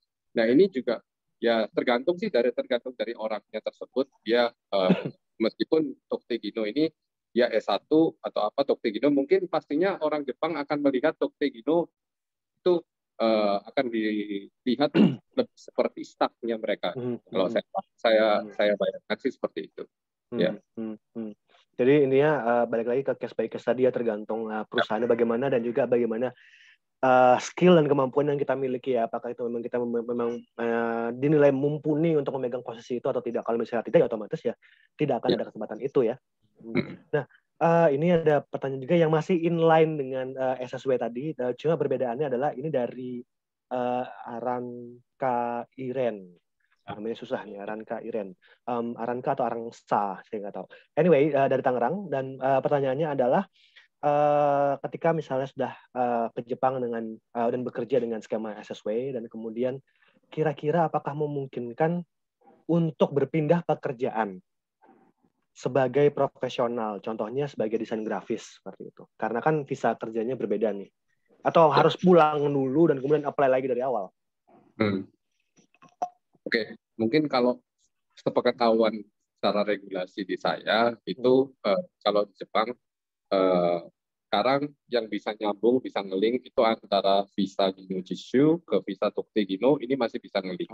Cuman tapi kalau untuk dari visa Tokte Gino kita mau ke visa profesional, misalnya kita bilangnya itu Gijin Kofu ya, Gijutsu, Jimbun Jitsuki, Kokusai Gyomu atau yang visa-visa yang lain itu mungkin harus pulang dulu atau bagaimana. Ini mungkin ada syaratnya, mungkin bisa nanti sambil konsultasi sama perusahaan-perusahaan yang memang ada yang memang spesialis di sana gitu.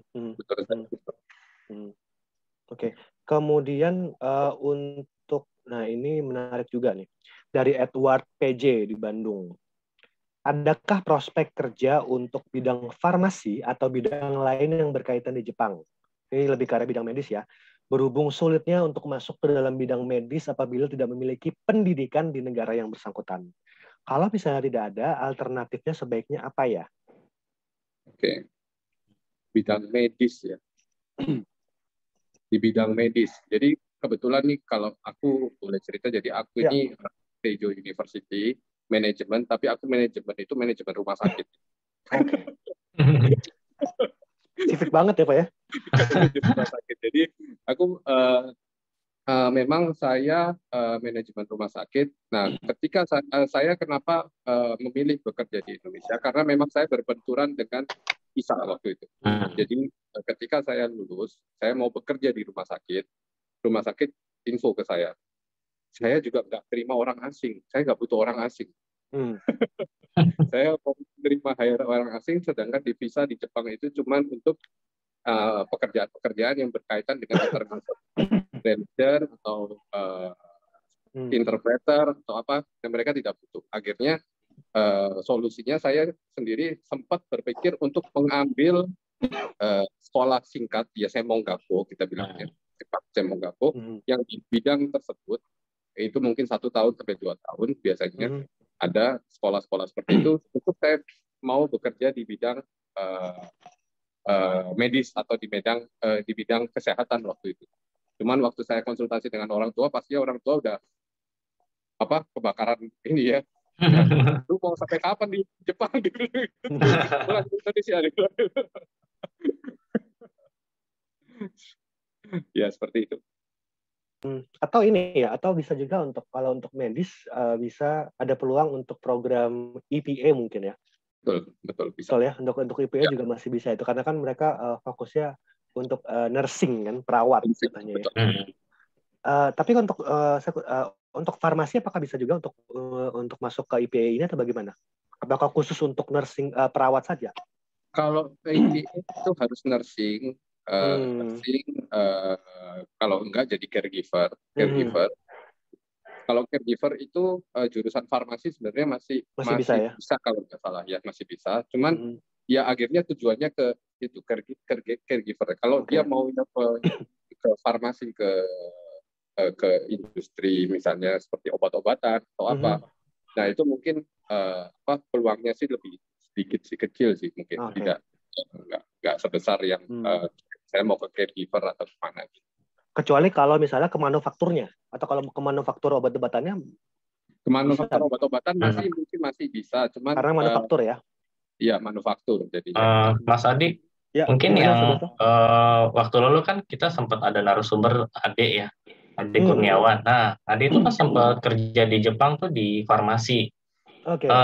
Ceritanya kenapa dia bisa jadi, dia punya kalau nggak salah supervisor ya. Terakhir udah supervisor apa manajer saya lupa. Itu kan memang bukan Toktegino ya, dia memang berawal dari marketing, terus dia kemana-kemana, terus dia jadi supervisor ya, kalau nggak salah sih supervisor. Nah itu Ade Kurniawan juga karena dia ini googling aja di perusahaan ini lagi dicarikan orang yang mengerti bahasa, terus kalau misalnya chemicalnya nggak terlalu banyak tahu nanti akan diarahkan gitu ya, akan ditanya gitu ya.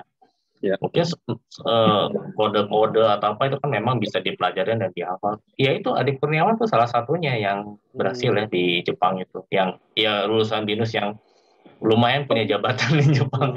Hobinya naik sepeda sekarang dia. Gimana Pak Dani? Sorry, aku baru kepikiran. Jadi kalau misalnya mau kerja di farmasi, sebenarnya kalau farmasi yang bukan manufaktur, ada caranya. Itu mungkin kerja di perusahaan farmasi Jepang yang ada di Indonesia.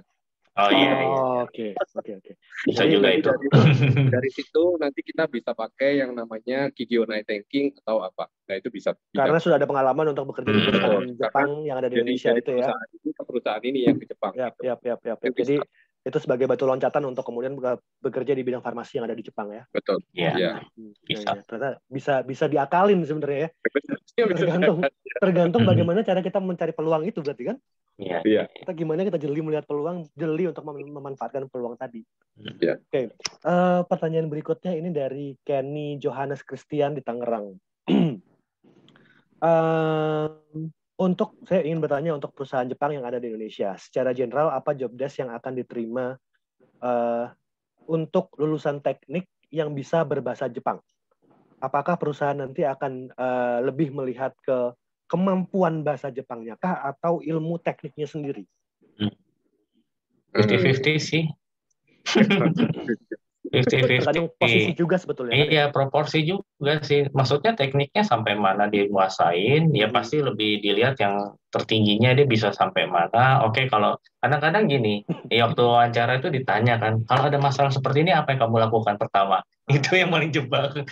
Ya kan ditanya, wah apa ya, saya ini. Nah itu ketika cara ngomongnya terstruktur, nih pengalaman atau dia memang jago bisa menyelesaikan masalah gitu ya. Nah itu yang kadang-kadang terus ditanya, oke, sekarang kamu jelasin pakai bahasa Jepang gitu. Ini kalau ada kayak gini gimana? Nah, itu kadang-kadang ya kalau misalnya belum bisa, dia mencoba, berarti kan bisa dari dia bahasa Jepangnya masih terputus-putus gitu, dia melihat, oh ini orang mau usaha ya, walaupun salah gitu.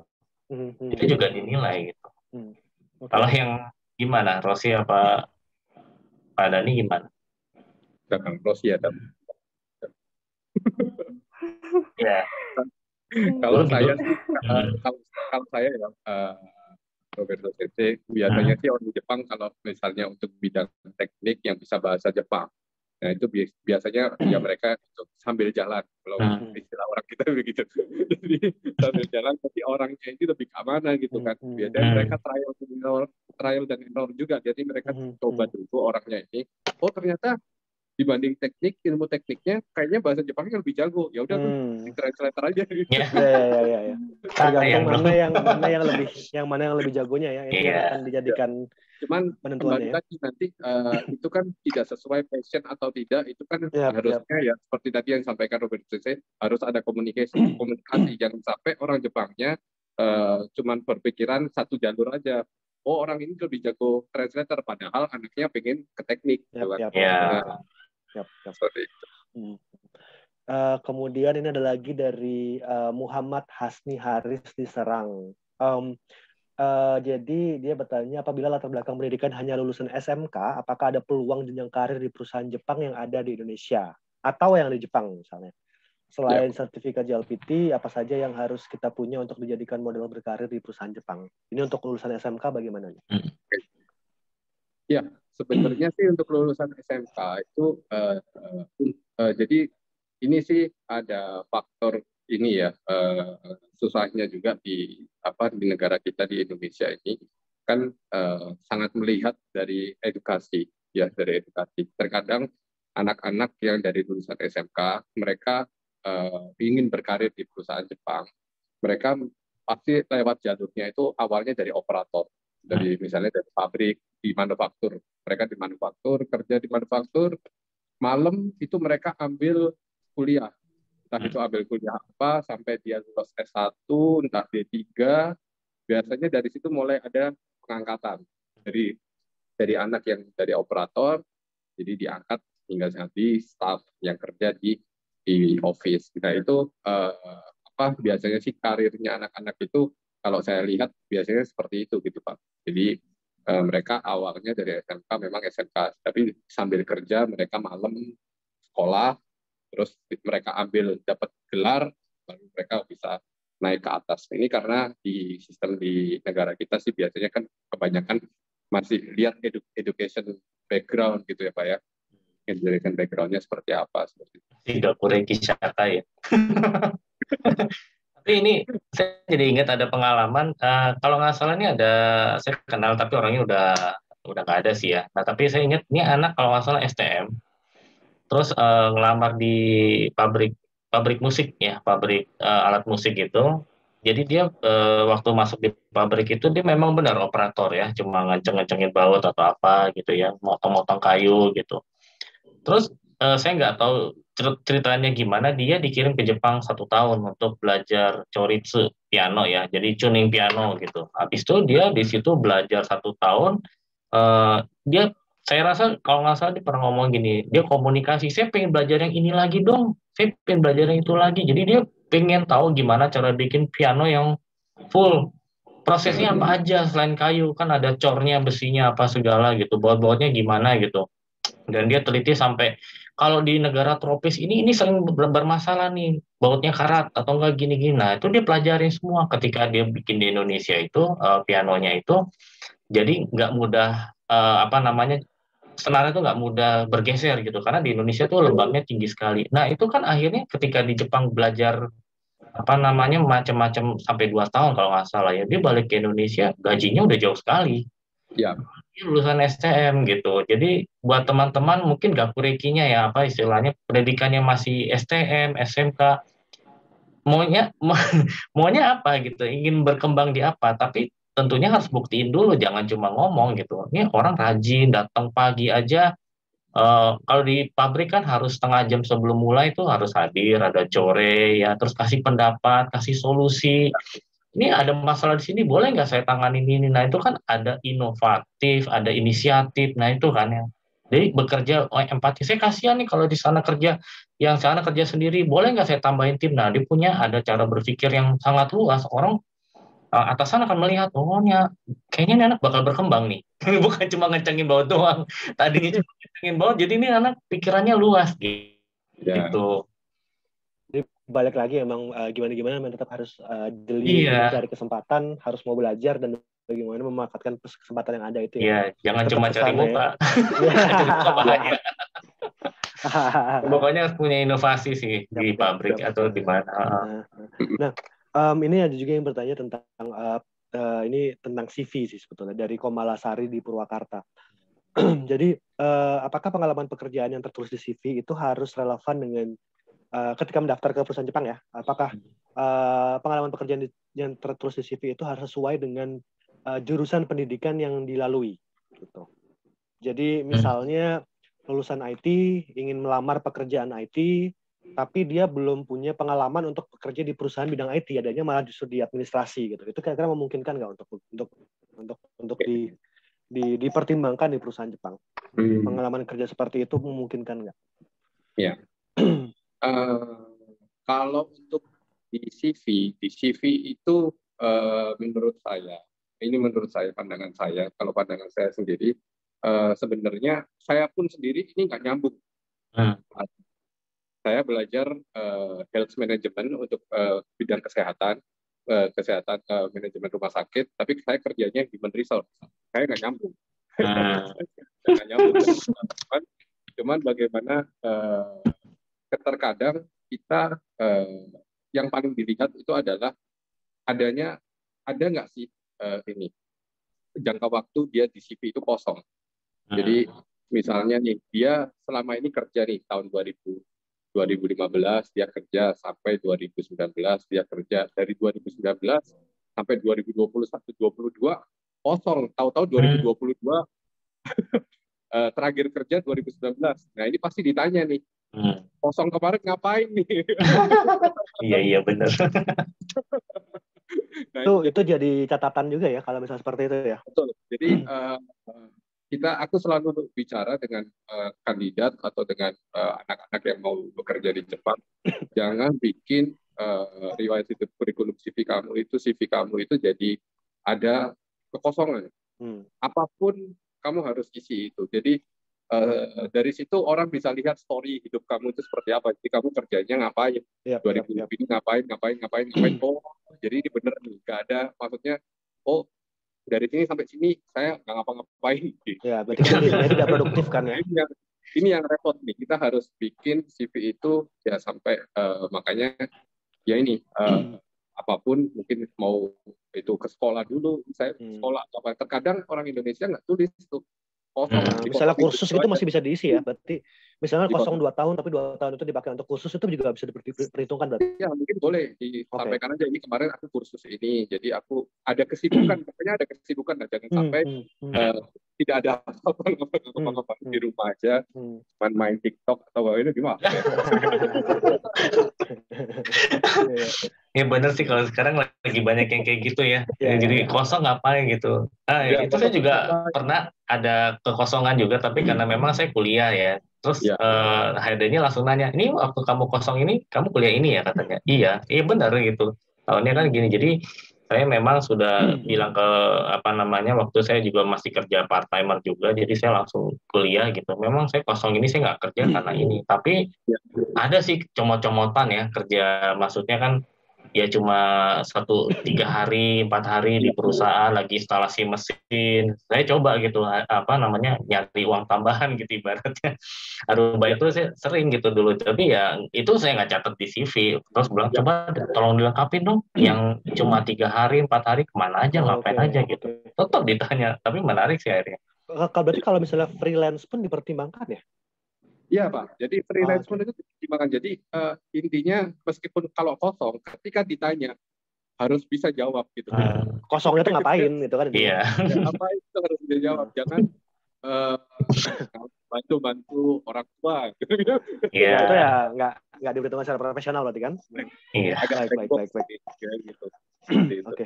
Ini berarti inline juga, bukan inline, sama dengan ceritanya Rossi juga sebetulnya, karena Rossi kan lulusan sastra Jepang tetapi bekerjanya di food and beverage kan jadinya sekarang. Ya kan, dan perusahaan-perusahaan lainnya yang Rossi yang sebelumnya apply juga bidangnya juga sebetulnya tidak sesuai dengan, bukan tidak sesuai ya, bisa digunakan juga, cuma maksudnya bukan pekerjaan yang berkaitan secara langsung dengan sastra Jepang seperti ini kan. Yang pertama di perhotelan, kemudian di bandara juga gitu. Oke. Ini karena waktu juga, ini mungkin saya bisa masuk ke pertanyaan terakhir ya. Pertanyaan terakhir ini juga agak susah nih. Jadi kita buka dan tutup dengan pertanyaan yang susah. Ini dari Florentina Vidya, Binus Malang. Saya memiliki plan untuk S2 di Jepang, dan saat ini saya sedang menjalankan skripsi dan berencana untuk membuat bisnis pribadi terlebih dahulu yang mungkin bisa dikerjakan juga pada saat saya di Jepang nanti. Nah, harapannya jika memungkinkan untuk menetap di sana, apakah kira-kira ada kemungkinan bagi orang asing seperti kita untuk membuat perusahaan sendiri di Jepang?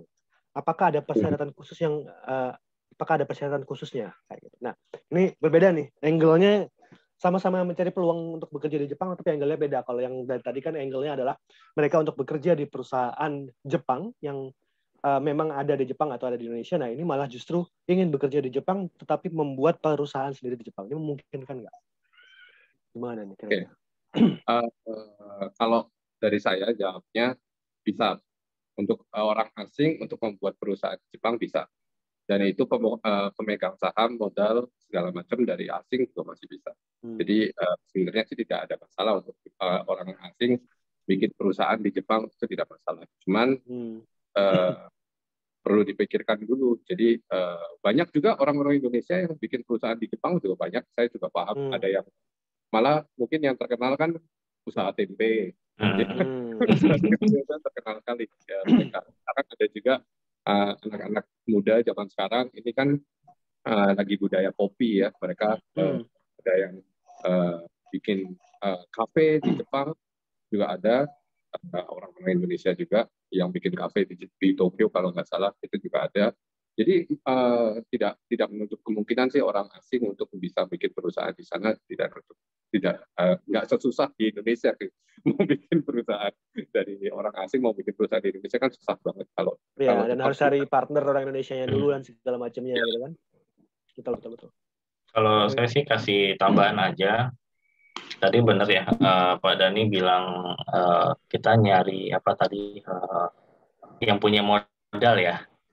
Ya, ini sebetulnya sih ini kejadian tante saya sih. Sebetulnya tante saya juga dulu bikin kafe. Nah, kafe ini bubar. Ya, terus waktu saya lagi liburan sana bubar, terus saya tanya kenapa, dia belum mau cerita. Berapa hari kemudian dia baru cerita. Ternyata yang punya modal ini ada tanda kutip ya istilahnya yakuza gitu ya.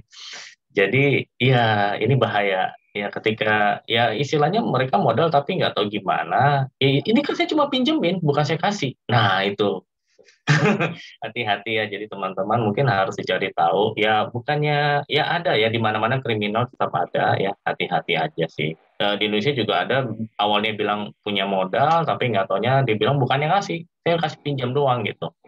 Dan akhirnya itu kayak jadi hutang yang berlipat ganda. Ya akhirnya kafenya tutup sih. Itu aja.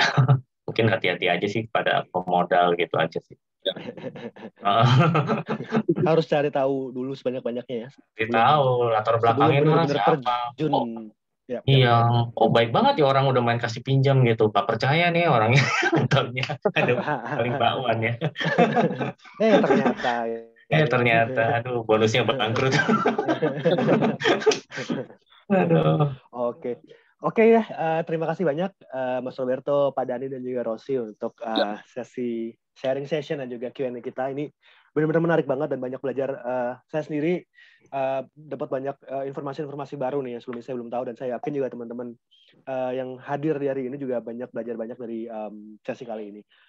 Selain itu, seperti yang juga telah kami sampaikan bahwa webinar Japanese Business Culture ini adalah seri diskusi yang diadakan sebanyak 5 kali hingga bulan Februari 2022. Untuk episode selanjutnya akan kami adakan pada hari Sabtu 26 Februari 2022 dengan tema perlindungan hukum pekerja Indonesia di Jepang. Jadi ini juga penting karena banyak teman-teman Indonesia yang bekerja di Jepang yang mengalami kesusahan karena terkaitan dengan hukum pekerja di sana. Nah, ini teman-teman yang tertarik untuk bekerja di Jepang pastinya membutuhkan informasi tentang perlindungan hukum ini. Dan selain itu, bagi teman-teman yang ketinggalan untuk mengikuti episode-episode Japanese Business Culture sebelumnya, teman-teman bisa melihatnya di YouTube channel JF Jakarta dan juga platform Great Nusa. Dan informasi lebih lanjut tentang pendaftaran selanjutnya akan kami informasikan melalui kanal media sosial kami di BINUS, di Instagram BINUS @greatnusa atau @sasterjepang_BINUS dan juga website BINUS University. Dan untuk JF Jakarta, teman-teman bisa akses melalui Instagram dan Twitter @jf_Jakarta dan juga fanpage The Japan Foundation Jakarta. Kemudian bagi teman-teman tertarik untuk bekerja di Jepang melalui visa SSW, teman-teman dapat memperoleh informasinya yang lebih lengkap mengenai ujian JFT Basic dan juga yang lain-lainnya dengan mengakses semua informasinya melalui akun Instagram @jftbasic_id. Terima kasih untuk setiap pembicara yang sudah membagikan pengetahuan dan pengalaman yang sangat bermanfaat. Terima kasih juga untuk panitia yang telah mempersiapkan acara ini, dan juga terima kasih untuk teman-teman yang telah bergabung di webinar kali ini. Webinar Japanese Business Culture Talk Series ini dapat terlaksana dengan baik atas kerjasama antara jurusan Sastra Jepang BINUS University dengan The Japan Foundation Jakarta dan juga didukung oleh Great Nusa. Dan jangan lupa, teman-teman, untuk mengisi kuesioner untuk mendapatkan e-certificate yang hanya bisa diakses hingga jam 2 siang hari ini.